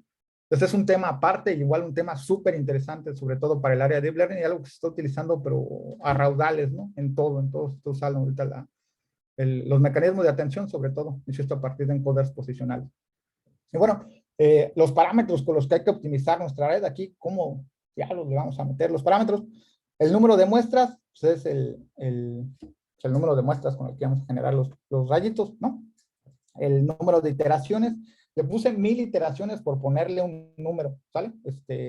El algoritmo toma mucho tiempo, entrenar la red por ser una red tan compleja toma mucho tiempo o hay mucho costo computacional asociado, entonces el número de iteraciones tiene que ser relativamente largo. De cualquier manera, vamos a ver ahorita que corramos el documento que a partir de las, no sé, primeras 100, 150 iteraciones, ya se empieza a ver que aparece el objeto. Obviamente mejora hasta el final. El NIR y el FAR, que son básicamente estos conceptos que les mencionaba de cercanía y lejanía sobre el rayo, qué tan cerca y qué tan lejos los quiero, y son todos estos parámetros con los que uno puede jugar. ¿Vale? El randomize es esta opción que les mencionaba, este booleano que nos dice si vamos a utilizar un muestreo aleatorio o si nos vamos a quedar con el muestreo únicamente secuencial. Y estos de aquí son únicamente valores o listas que generé en Python para ir guardando los resultados y al final poner un videillo, ¿no? Que se genera para que uno vea cómo quedó tu reconstrucción. ¿Vale? Entonces, pues vamos a empezar a correr el código, a ver si no se queja esta cosa de algo. Esperemos que no.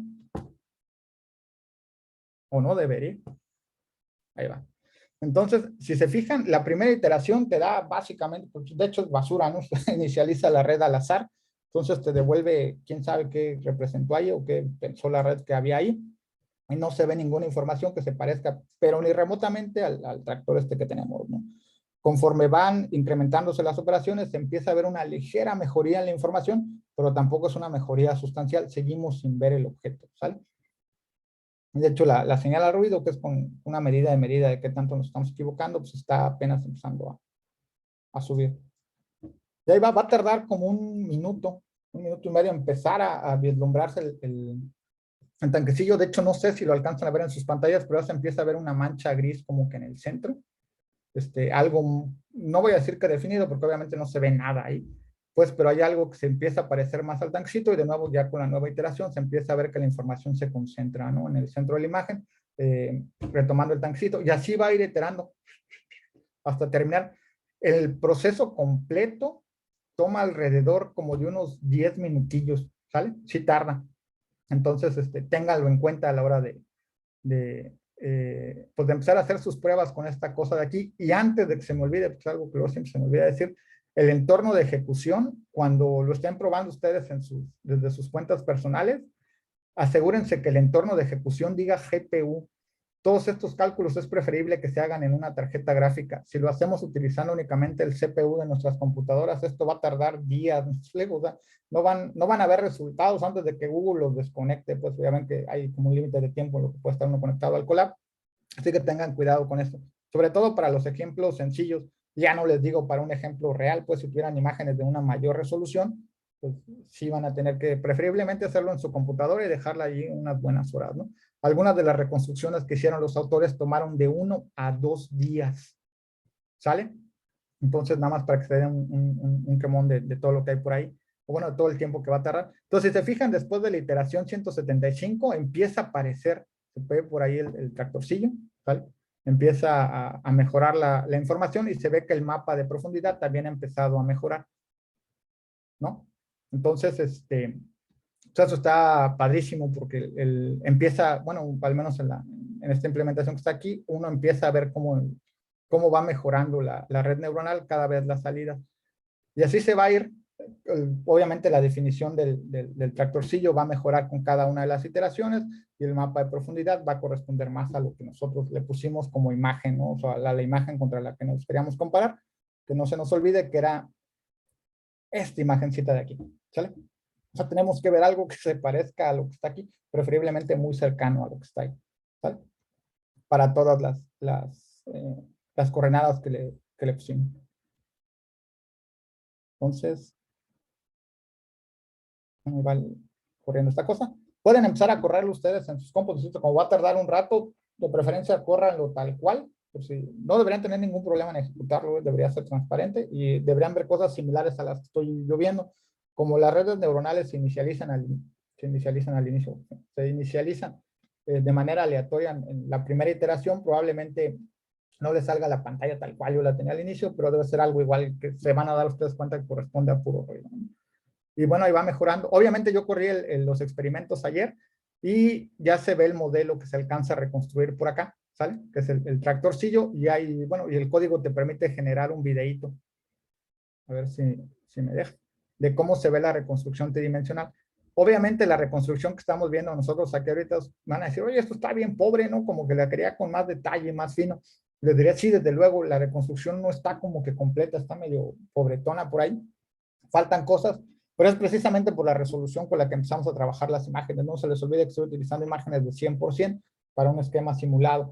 Entonces, la resolución de las imágenes sí es muy pobre como para tener detalles muy finos de la representación que hay aquí. Ahorita que veamos la representación bueno, los resultados que obtienen los autores ya con el código completo, se van a dar cuenta que en verdad es una maravilla lo que se puede obtener. Entonces, no sé si surgió alguna otra pregunta por ahí, que no las alcanzo a ver. No, por el momento no, solo comenten en YouTube que está súper interesante todos los temas que se han tocado, pero por el momento no hay más preguntas. Ah, bueno, acá en el chat, para estudiar la maestría en geointeligencia computacional, ¿qué tanto y en qué lenguaje de programación es recomendable saber programar? Bueno, yo soy de los partidarios que cree que saber programar es independientemente del lenguaje, ¿no? Por ahí, si dominas bien la programación, lo podrás hacer en C, Python, Java o lo que quisieran enfrente. En general, para la maestría, por las herramientas que usamos, traer experiencia en Python ayuda. Pero si eres buen programador en C, en Java, en Julia, en lo que sea, sin problemas podrías entrar a la maestría. Incluso aunque tuvieras poca experiencia en programación, pues en la maestría hay un curso de programación específico, ¿no? Para el área de inteligencia, que está enfocado en que aprendan todo este tipo de herramientas y en cómo programar eficientemente sus algoritmos, ¿no? Entonces, pues no sería impedimento. Te Basta paso con que sepan un otra. poquillo de programación. ¿No? Ok, gracias, Hugo. Te paso otra. Dice, ¿los valores near, fear tienen un valor mínimo o máximo estándar o es dependiente del problema de los rayos capturados? Dice, ahí me quedé un poco confundido. Dice Es, Will. es dependiente del problema. Pensémoslo así, nosotros tenemos la posición de las cámaras respecto al mundo y las cámaras pueden estar tan lejos del objeto como distancias de metros, ¿me explico? O sea, que hables de 5 o 6 metros, la cámara está muy alejada del objeto y puedes tener otra foto donde la cámara esté a 30 centímetros del objeto que quieres reconstruir. Entonces, el NIR y el FAR sí es muy dependiente del problema que estás, bueno, de las imágenes que tienes, ¿no? Para resolverlo. Entonces, no hay como que una manera de ajustarlo o de definirlo al principio. Depende mucho de qué, piénsalo así, como que la distancia que tendría que recorrer el rayo más alejado sería como que obviamente el far, ¿no? Qué tan lejos y qué tan cerca estaría la cámara más cercana al objeto que tienes. Si tuvieras por ahí alguna manera, bueno, lo sabes, ¿no? Con las cuestiones de las cámaras, entonces lo puedes poner a partir de esos valores. Muchas gracias, Hugo Carlos.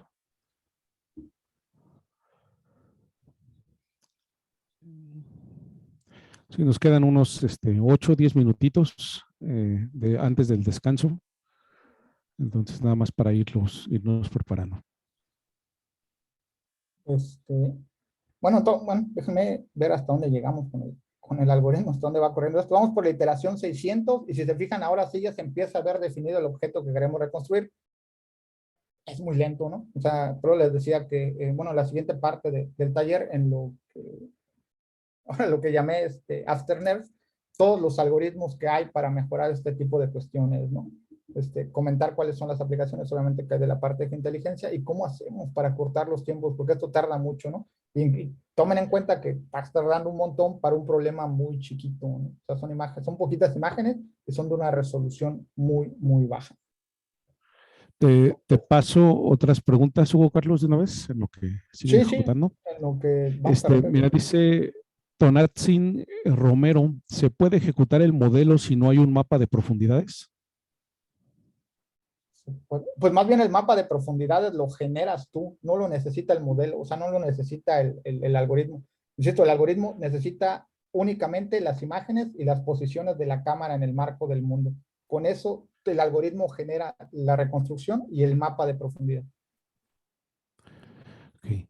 Una de Diego Esteban Hernández dice, ¿qué características computacionales recomiendas para poder trabajar de una forma eficiente? Miren, de preferencia, y yo creo que porque todas las implementaciones suelen pedir tarjetas de NVIDIA.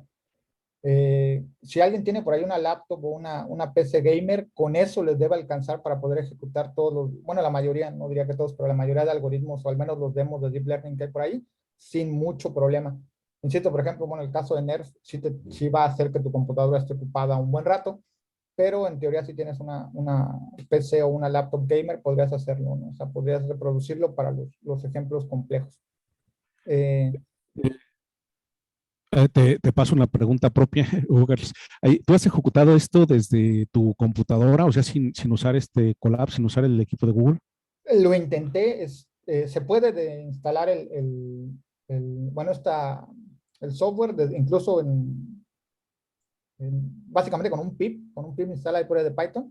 El problema con el que yo me topé es que mi computadora tiene una tarjeta AMD. Entonces, la mayoría de librerías que están para Deep Learning te piden que sean de NVIDIA. Entonces, hay un montón de hacks que puedes hacer ahí para forzar al código a correr, pero a mí de repente empieza a correr bien y boom, de repente me truena, me marca algo en la memoria. Entonces, no sé si es porque pasó algo ahí, ¿no? O sea, hay un bug ahí que, bueno, que no es mío, porque pues esto lo puedo correr en automático en una tarjeta NVIDIA, ¿no? Ok. Vane te felicita. Dice, mis respetos, es usted muy bueno. Todos los términos que está usted diciendo los ocupamos para procesar en Envy y Applications Master para info. No estoy familiarizado con esto. Al procesar nube de puntos y hacer clasificaciones de imágenes y también para diagramar los resultados. Felicidades. Muchísimas gracias. La verdad es que yo tampoco estoy familiarizado con la cuestión de Envy. Con LIDAR y con nube de puntos sí, porque es una de las áreas que en Mérida estamos trabajando mucho. Tuvieron la oportunidad de escuchar por allá al doctor Arturo el lunes, creo que él abrió la escuela. Bueno, con él empezaron las pláticas del verano, ¿no? Entonces, si alguien se anima para darse una vuelta en Mérida para servicio social, prácticas, lo que sea, alguna colaboración, lo que se les ocurra, pues son más que bienvenidos. Enviarnos un correo a mí o a cualquiera del personal de Geo, ¿no? Todos Sí, estamos en discusión. Gracias. Les recuerdo a todos los participantes que los materiales, o sea, se van a quedar las carpetas de materiales en la página, se van a dar los videos de las sesiones en YouTube. Esperamos hacer recortes para que tengan este título de cada sesión, los videos de YouTube, pero por lo pronto se quedan los videos de la transmisión que estamos haciendo en vivo. y también en la página, en información del ponente, hay un link al perfil de cada ponente. Ese link es de la página de Centro Geo. Y allí en la página de Centro Geo todos tienen su correo electrónico donde los pueden contactar, ¿no? Entonces, entonces les recuerdo que pueden seguir haciendo uso de la página y que hay mucha información ahí dentro de la página y hay muchos ponentes que están actualizando su información de acuerdo a los formularios, ¿no? Con los comentarios que le hicieron en el formulario, les pueden les pueden actualizar la carpeta de materiales. Muchas gracias. Eso pues ya terminó de ejecutarse el código. Y aquí, bueno, esta es una muestra interactiva de cómo se generarían nuevas vistas a partir de coordenadas esféricas, básicamente el teta, el phi y el radio, ¿no? O sea, qué tan cerca o qué tanto te quieres alejar del objeto, bueno, para las configuraciones que le pusieron aquí a los controles, ¿vale? Para generar nuevas vistas. Todas estas, o bueno, muchas de estas pueden corresponder a posiciones que nunca que nunca estaban en las imágenes, ¿me explico? Ese es precisamente el concepto o la belleza que hay detrás de este algoritmo, que uno puede generar nuevas vistas del objeto que estás reconstruyendo. Y ya por último, los códigos que nada más son pues, para renderizar el videillo. Hay un poquito nada más para, bueno, para que hagan sus reconstrucciones, las rendericen y le manden o sea, se queden ustedes con el video, se lo manden a alguien. Si están trabajando en algún demo, cosas así, ¿no? Y pues de momento ya está aquí, sería todo de mi parte. Regresando del descanso, vemos los resultados de la página de NERF para que comparen contra lo que hicieron los autores y hablamos un poco de lo que vino después de NERF y de todo lo que hay allá afuera respecto a NERF para cosas geoespaciales, para mejorar los tiempos computacionales, cómo se ha empezado a usar incluso en áreas como robótica, etcétera, ¿no? Entonces, si no hay más preguntas, Sergio. Sí, toca el descanso. Sí, nos toca el descanso. Te paso dos, tres preguntitas que acaban de llegar. Dice Balam Sinue, tal vez una implementación en PyTorch sea más fácil correr en GPU AMD porque creo que en marzo anunciaron el soporte para este tipo en la página de PyTorch. Bueno, ese es comentario. Había escuchado que lo hicieron con Rodo, con PlayDML. Se supone que sí. Yo, por ejemplo, estoy ahorita desde el sistema operativo de Apple, del iOS. Y luego hay como que muchas cosas que son más fáciles de hacer en Linux. Por ejemplo, si uno tiene Linux, funciona todo muy bien. En el iOS nativo luego es muy complicado. Entonces, lo que tengo que andar haciendo luego es instalar máquinas virtuales y cosas así, pero muy probablemente sí, los que tengan una tarjeta AMD y tienen oportunidad o manejan Linux, muy probablemente sí les vaya a correr por ahí, como comentan. Sí, es cierto, sacó AMD el ROG y el PlayDML de Intel. Ok. Diego Esteban Hernández pregunta, en Mérida, ¿están trabajando con sensores LIDAR terrestre o móviles en drones? Y de una vez te digo, y si se pudiera saber hacia dónde están dirigidas las aplicaciones. Estoy tratando de clasificar agaves con nubes de puntos y fotografías aéreas para conteos y detectar enfermedades. Que esa aplicación soy chidísima. A ver, la idea general del proyecto que tenemos nosotros de Cateras es hacerlo con drones.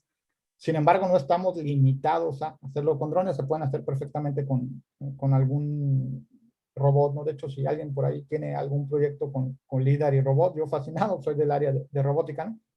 Entonces me encantan ese tipo de desarrollos. Entonces, sí, estamos, digamos, manejamos las dos cosas, tanto drones como vehículos terrestres. Incluso por ahí Arturo en algún momento tenía la intención de, obviamente no LIDAR, ¿no? Pero de utilizar robots submarinos para generar nubes de puntos con sonar. No, él es experto en robots submarinos. Entonces, él decía, vamos a hacerlo con submarinos. No se puede con LIDAR por la refracción de la luz, pero bueno, se puede con sonar, ¿no? Podemos generar nubes de puntos con sonar. Desafortunadamente hemos tenido el presupuesto. Y en cuanto a lo de Agave y todo el proyecto que tienes, yo encantado, bueno, de colaborar o alguna duda que tengas, escríbenos, insisto, a mí, a Arturo, a Sergio, a cualquiera de las personas de Geo, y con gusto, encantados de colaborar, ¿no? De apoyarte en el proyecto que tengas. O de enterarnos nada más de chismosos, ¿no? A ver qué andan haciendo por ahí. Ah, sí. Sí, gracias. Entonces ahí está, les digo, están los contactos en la página de todos los ponentes, ahí con gusto escriban. Eduardo Morales, llegué un poco tarde, pero quisiera saber cuántas fotos se introdujeron para realizar el modelo. El modelo tomó como imágenes de entrenamiento 100 fotillos. Aquí, bueno, como lo tengo aquí, tomó 100. El código está para 100 imágenes. Bueno, pues son todas hasta ahora. Muchas gracias. Yo creo que nos vamos al descanso. No sé si quieras decirles algo. Yo les tengo un pequeño anuncio, pero si quieres tú decir No, algo no, antes no, de... pues ya ahorita que regresemos, obviamente veremos los resultados que presentan los autores por ahí, están formidables, y insisto, platicar de lo que vino después de NERD, ¿no?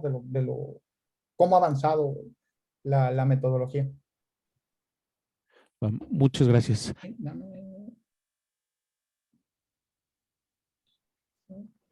listo, ya deben estar viendo mi Google Chrome. Sí, cerrar esta sesión. Este, bueno, espero que hayan tenido oportunidad de correr el ejemplo por ahí.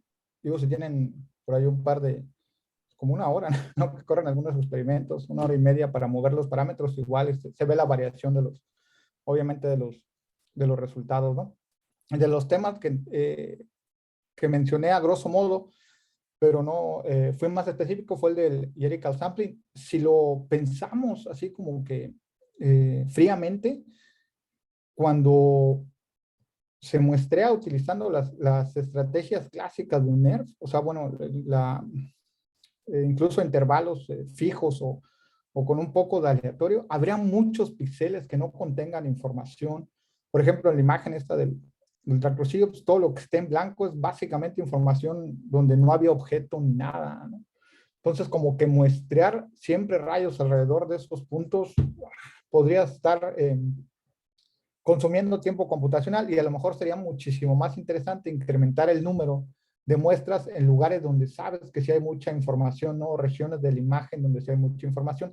Precisamente ese es el objetivo del hierarchical sampling que proponen los autores para el muestreo, y hacen uso únicamente de los pesos que les comentaba cuando veíamos precisamente cómo calcular el rendering, cómo hacer el render volumétrico.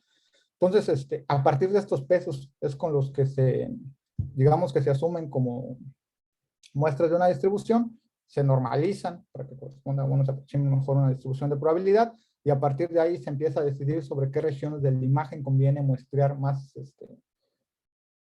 pues a intervalos más pequeños, ¿no? O más regularmente, etcétera.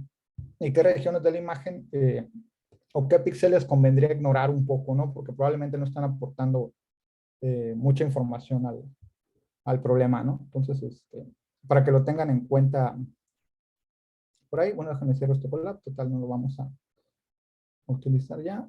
Y bueno, estos son los repositorios. Porfa, chéquenlos por aquellos que tienen un poco de background computacional y quieren instalar el software y probar la versión de los autores. La recomiendo muchísimo, ¿no? Entonces, de los resultados que tienen en la página del proyecto, hay cosas que francamente se ven impresionantes, ¿no? Todos estos son el conjunto de datasets sintéticos. Creo que utilizaron Blender o no me acuerdo qué software de renderizado para simular la escena. Y a partir de ahí generaron, bueno, tuvieron la opción de las cámaras, etcétera, ¿no? Tuvieron como un ground truth muy bueno. Si se fijan, la reconstrucción es muy buena, ¿no? Hay detalles que se alcanzan a ver en el tractor, en la batería, obviamente utilizando ya imágenes de mucha más alta resolución. Las que nosotros tenemos son de una resolución muy baja, ¿no? Entonces no podemos obtener estos resultados, o podríamos si asumiéramos el costo computacional que va a tener esto, ¿no? O sea, hemos quedado aquí probablemente toda la tarde tratando de reconstruir un poquillo o de retomar los resultados que obtuvieron los autores. Y por ahí dos cosas que son de las que en lo particular más me llamaron la atención a mí cuando leí por primera vez el paper, era la generación de vistas cambiando la iluminación, debido a que podemos generar información o generar vistas nuevas, o sea, básicamente generar una imagen que no existía. Uno puede cambiar las condiciones de iluminación y entonces hacer que, bueno, lo ponen para una sala, ¿no? Una sala de conferencias, como si la fuente de luz hubiera cambiado de posición. Esto es impresionante. Antes, por ahí si hay alguien que le gusta mucho el computer graphics, sabrán que el problema no es trivial. O sea, seleccionar dónde están las fuentes de iluminación y decidir cómo se va a iluminar el ambiente no es algo sencillo de hacer. Y una vez que se entrena NERF, se pueden generar vistas casi de manera inmediata con cambios de iluminación bastante precisos, ¿no? Entonces, no directamente NERF, pero una alternativa parecida puede usarse, y de hecho se usa ya en muchos de los videojuegos que tienen todos estos software de última generación para renderizado, ¿no? Cuando uno ve ciertos objetos o activa ciertas propiedades de renderizado de los videojuegos, por ejemplo, las fuentes de iluminación se mueven, y hacer eso, insisto, computacionalmente es muy costoso, y cosas como NERF permiten reducir el problema significativamente o tratarlo de manera computacional.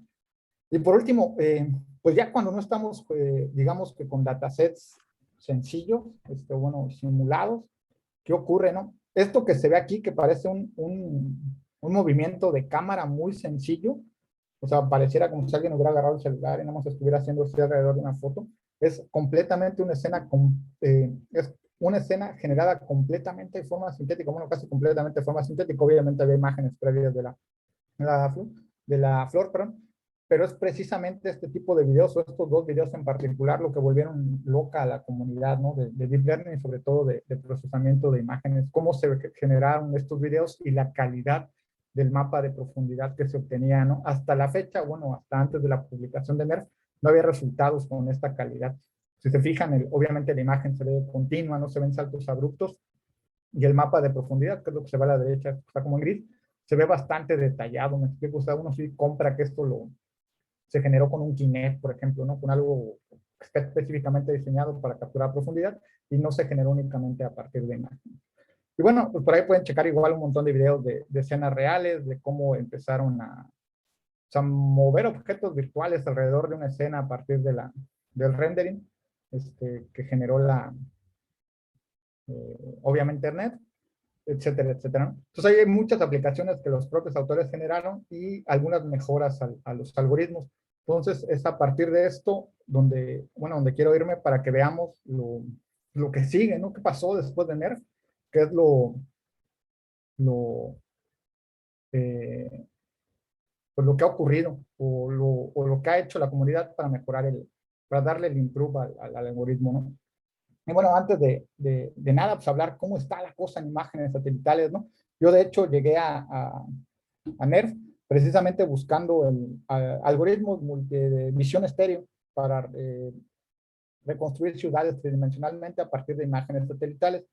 Entonces por ahí pues me topé con este artículo de múltiples vistas, ¿no? Utilizando el NERF con imágenes satelitales, perdón, para reconstruir incluso ciudades. Los trabajos están como que en sus etapas iniciales. O sea, son muy buenos algunos resultados que presentan uno. Si ve este artículo y checa sus resultados, y se queda así como que, wow, o sea, se aproxima bien, se ve bien para algunas ciudades o algunas condiciones que tuvieran las imágenes satelitales de iluminación y cosas así. El algoritmo parece funcionar bastante bien. No olvidar que a las imágenes satelitales, y lo comentaban mucho a lo largo de los talleres en el verano, sí afecta, ¿no? Las condiciones como vienen las imágenes, impactan el resultado final. Hay que limpiarlas, ¿no? Hay que hacerles un preprocesamiento, y en el caso de múltiples vistas, ¿no? Generar superficies tridimensionales a partir de imágenes satelitales, pues no es de excepción. En el caso particular de estas aplicaciones, luego lo que más perjudica son las sombras, ¿no? Por ejemplo, que hay en las imágenes satelitales. Pero bueno, al menos este trabajo, bueno, este proyecto, en realidad es un proyecto que estaban empezando a trabajar, tiene como objetivo tomar los conceptos de NERF, aplicarlos a imágenes satelitales y obtener un render tridimensional incluso de ciudades, ¿no? ¿Para qué sirve esto? Pues hay un montón de aplicaciones prácticas, ¿no? Desde simulación eh, puede ayudar, por ejemplo, a simular inundaciones, que es un tema que a mí me interesa mucho. Por eso mi necesidad un poco con trabajar con LIDAR y con nubes de puntos, etcétera, porque me interesa modelar inundaciones. Aquí en el sureste se ha vuelto un problema eh, este, pues severo, ¿no? Ya hay un huracán, ya hay zonas de la ciudad, del estado bueno, del estado de Yucatán, y en particular la ciudad de Mérida, que quedan básicamente bajo el agua. Entonces hay que resolver el problema, diseñar políticas públicas, bueno, ayudar a diseñar políticas públicas, etcétera, ¿no? A partir de algoritmos de visión por computadora, de simulación numérica, ¿no? Que nos permitan pues, aportar un poco de información para aquellas personas que toman decisiones. Y un artículo más reciente es al que le pusieron Shadow Neural Radiance Field. Es como una versión de NERF en el que se consideran las sombras que les mencionaba hace rato, que hacen mucho ruido a la hora de generar superficies tridimensionales con imágenes satelitales, ¿sale? Entonces ellos muestran, esto es el mismo edificio, es la misma, digamos, la misma área, y hay un montón de sombras ahí que perjudican a la hora del renderizado, y ya hay que corregir esto, ¿no? Ellos dicen, si agarras NERF directamente y lo intentas, vas a ver que las alturas que obtienes tienen un error considerable, ¿vale? Estamos hablando aquí de metros, hay algunas regiones que quedaron muy mal estimadas, con errores de metros, ¿no? Eso ya no es una estimación que valga la pena emplear, y con su propuesta mejoran significativamente las estimaciones, ¿no? No son perfectas, hay algunas zonas que todavía tienen errores de metros, ¿no? O sea, 30 metros, entonces sí, todavía se puede hacer mucho en este tipo de trabajos, ¿no? Para mejorar la reconstrucción tridimensional a partir de algoritmos como el de NERF en el caso de imágenes satelitales, por ejemplo.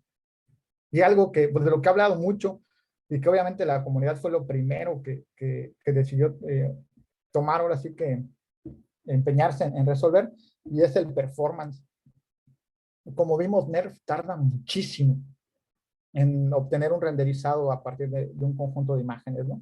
Entonces, pues se formularon, hay por lo menos 4 trabajos que son muy interesantes.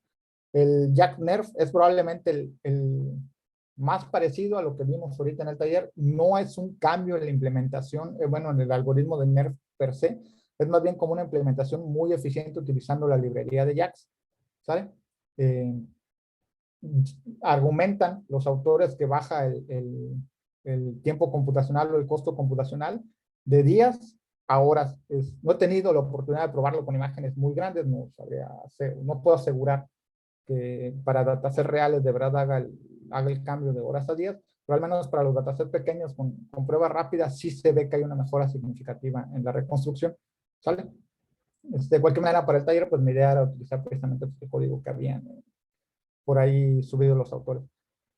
Y hay obviamente pues un montón como de mejoras que surgen precisamente de la formulación de NERF. La primera es pues el NERF más que lo pusieron por ahí, y ellos proponen modelar un fondo, o sea, tener una noción básica de lo que se mantiene estático, ¿sale? Y empezar a entrenar como que redes, el NERF, el proceso de renderizado con procesos o con redes neuronales independientes. Teóricamente reducirías el costo computacional porque una sola red no tiene que aprender tanto, más bien como que subdivides el trabajo, y cada porción de la red aprende una cosa diferente, ¿no? Entonces al final, ya con todos los esquemas de paralelización que existen, pues, obviamente va a reducir el tiempo de cómputo considerablemente.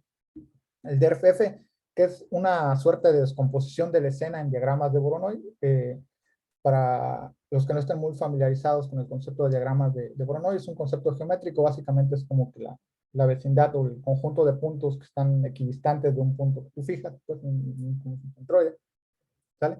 Y hacen uso de estos diagramas para renderizar la escena de manera obviamente más precisa y computacionalmente más rápida. Y el AutoIn, que es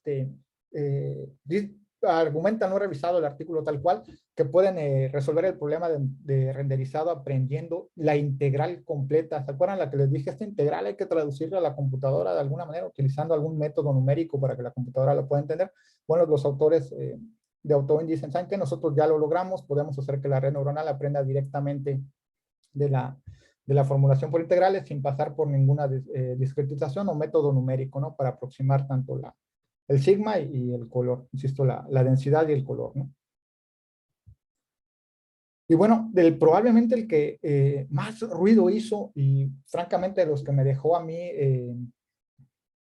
asombrado, es lo que se conoce como el NERF in the wild. Básicamente NERF en lo salvaje le pusieron los autores, con todo lo raro que suena el nombre. Y hay un problema con NERF. Si lo visualizan de manera práctica, si uno quisiera hacer una reconstrucción, por ejemplo, nos vamos de viaje a algún lado, tomamos un montón de fotografías de algún monumento, museo, lo que fuera, pues suele haber un montón de elementos que no están estáticos.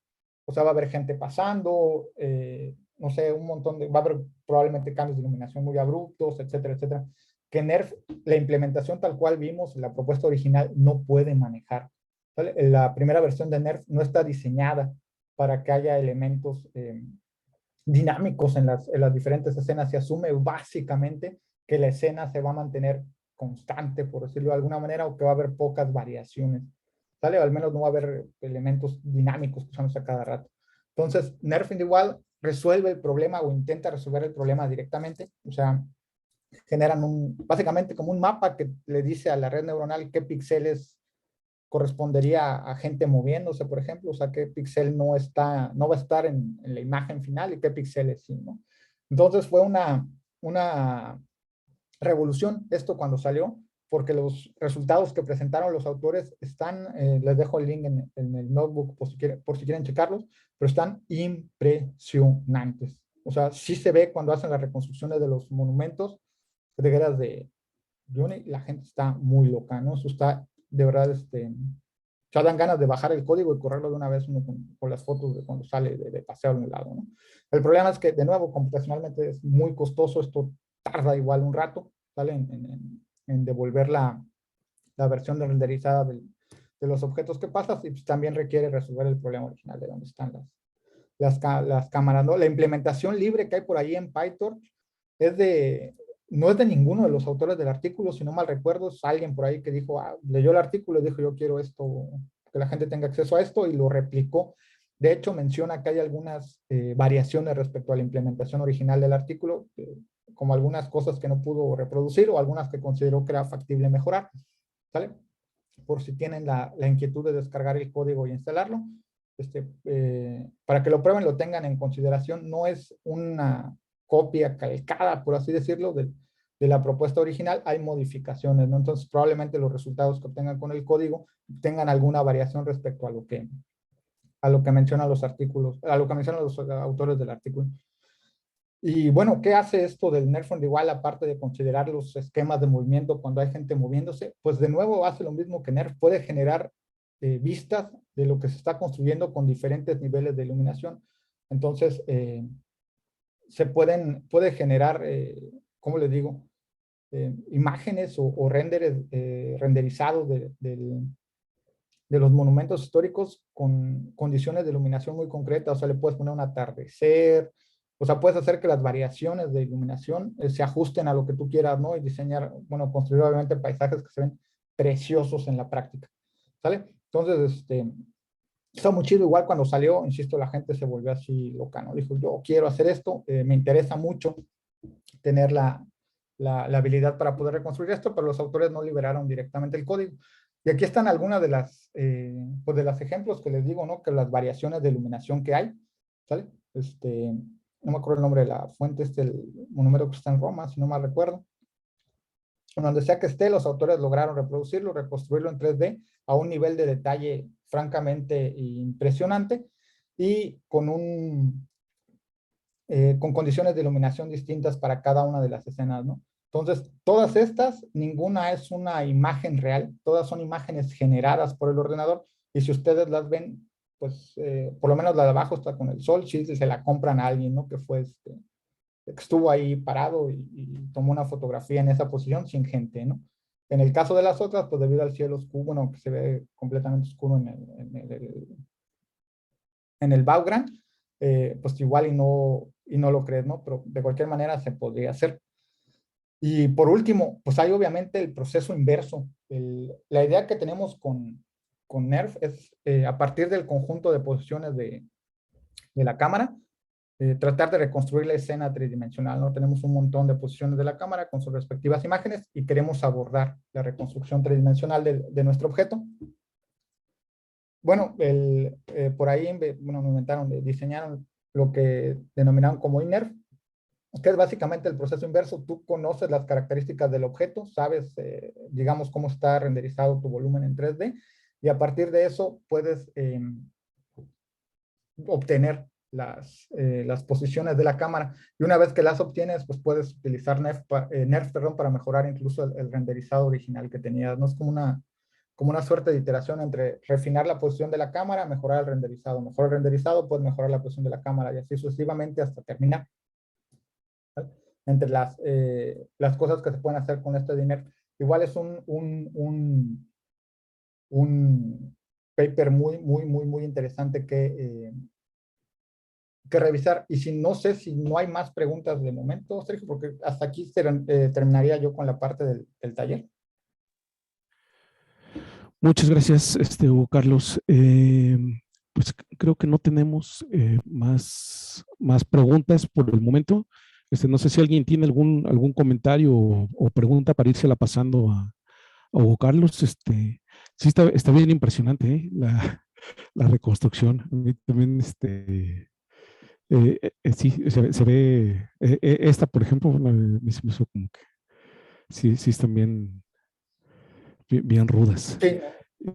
Sí, yo las vi, sí te quedas así de, o sea, lo primero que pensé, voy a descargar el código, lo quiero hacer. Ya después me acordé que no me daba la GPU y dije, ching, pero sí, lo ves y te gusta, ¿no? Y sobre todo podría tener aplicaciones prácticas. Por alguien comentaba por ahí hace rato de utilizar las reconstrucciones tridimensionales para evaluar, checar, se me fue, sembradíos, ¿no? Por ejemplo, o alguna plantación en particular. Ya hay muchas cosas de las de agricultura de precisión que utilizan estos algoritmos de reconstrucción. La mayoría están formadas pensando en términos de Structure from Motion, pero ahorita que salió NERF y que probablemente el costo computacional ha disminuido, una propuesta interesante sería agarrar literalmente el vuelo de un dron y reconstruir tridimensionalmente todo lo que el dron ve, de tal manera que uno pudiera evaluar lo que hay en el maíz o en algún sembradío en particular. ¿Sale? Para checar si hay plagas o si hay alguna enfermedad o alguna condición en particular y combinarlo desde luego con imágenes satelitales, espectrales y multiespectrales para trabajar. Y hay por ahí otro trabajo, ya no lo he leído, pero no lo incluí, pero hay una versión de NERF que utiliza imágenes de SAR, de las de apertura de radar. No me queda muy claro ahí exactamente qué es lo que están reconstruyendo. Eh, no lo incluí precisamente porque no me quedaba muy claro qué era el concepto del paper, pero ya hay mucha gente involucrando otro tipo de imágenes o imágenes de otra naturaleza con estas técnicas de reconstrucción volumétrica. Oye, y o sea, me supongo, porque no sé, que es mucho más barato tomar las imágenes con el dron con fotografía a tomarlas con LiDAR, ¿verdad? O sea, ¿qué equipo necesitas para tomar las fotografías en el dron? Básicamente un dron y una cámara de mediana resolución, ni Pero, siquiera una pero resolución una muy cámara alta. normal, pues, o sea, Sí, he visto gente incluso que agarra los drones que venden en Steren, luego por ahí, que no son ajá. drones muy caros, y les pone un celular de medio pelo, pues, y se pueden hacer reconstrucciones bastante buenas. No olvidar que, o sea, a ver, el campo de Deep Learning se está dando como que un avance en la reconstrucción tridimensional con NERF y todos sus hijos, y aparte hay un montón de algoritmos de super resolución, donde ya se tienen Ajá. imágenes de baja resolución y las logran reconstruir, o sea, generar una imagen de mucha más alta resolución a un nivel de detalle Y- fenomenal. Por ahí, si alguien tiene oportunidad, busque Google Super Resolution. O sea, fueron gente que trabajaba en Google los que desarrollaron el algoritmo. Igual los resultados se ven impresionantes de imágenes de 128 a 128, llegan a una resolución creo que de 1024 por 1024 y se ve de verdad Órale. el detalle fino, pues. Entonces, combinar todos estos Ajá. algoritmos en diferentes imágenes de sensado remoto, creo yo que es un campo fértil. Hay poca, bueno, no poca, está empezándose los trabajos apenas y creo que será una muy buena oportunidad de investigación, por si hay algún interesado por ahí, algún estudiante interesado o algo. Muchas gracias. Te paso ahora sí unas preguntas que van llegando. ¿Cómo se podrían aplicar estos algoritmos para la reconstrucción de escenas de una zona de la ciudad? Por ejemplo, ¿cómo lo hace el Street View? Al final que tengamos una escena 3D de los edificios. Pues de hecho Google ya lo intentó, como ellos son los dueños del Google Street View, agarraron las imágenes y no, bueno, no usaron NERF, utilizaron alguna versión o una variación que ellos tenían de NERF y empezaron a reconstruir tridimensionalmente las ciudades a partir obviamente de las imágenes que ellos tienen y de las imágenes que la gente sube a internet. Entonces, de hecho, toda esta cosa de los museos y reconstruir zonas turísticas surgió precisamente de que la gente se dio cuenta que uno comparte mucho los lugares a los que viaja, ¿no? Entonces siempre le tomas fotos a algún monumento o algo que te llama mucho la atención. Si colectaras todas las imágenes que la gente sube a internet, tranquilamente utilizando NERF o bueno, algún algoritmo similar, podrías reconstruir muy fielmente los edificios históricos, por ejemplo, ¿no? Sin necesidad de Ok. pasar por un líder. Diego Esteban Hernández Valenciano dice, ¿por qué los programas como Agisoft o Reality Capture no necesitan tanta potencia computacional para realizar documentación 3D? Porque no están usando algoritmos basados en Deep Learning. El Structure from Motion, bueno, por ahí creo que está un videito chiquito del taller pasado, por ahí si tienen la oportunidad de checarlo, es computacionalmente muchísimo más barato. Por ejemplo, Colmap sí alcanza a hacer reconstrucciones tridimensionales, incluso si ustedes quieren, de los objetos, pero no se ven tan finas como lo que genera NERF, por ejemplo, y no puede generar nuevas vistas. Colmap se agarra y lo que viste lo pone en la escena. Si no lo viste, no tiene manera de completar la información o de, digamos, de inferir algunos datos faltantes, a diferencia de NERF, que en ciertas ocasiones sí puede inferir qué es lo que falta, ¿no? Y completar en algunas de sus variaciones. Entonces, por eso es muchísimo más barato.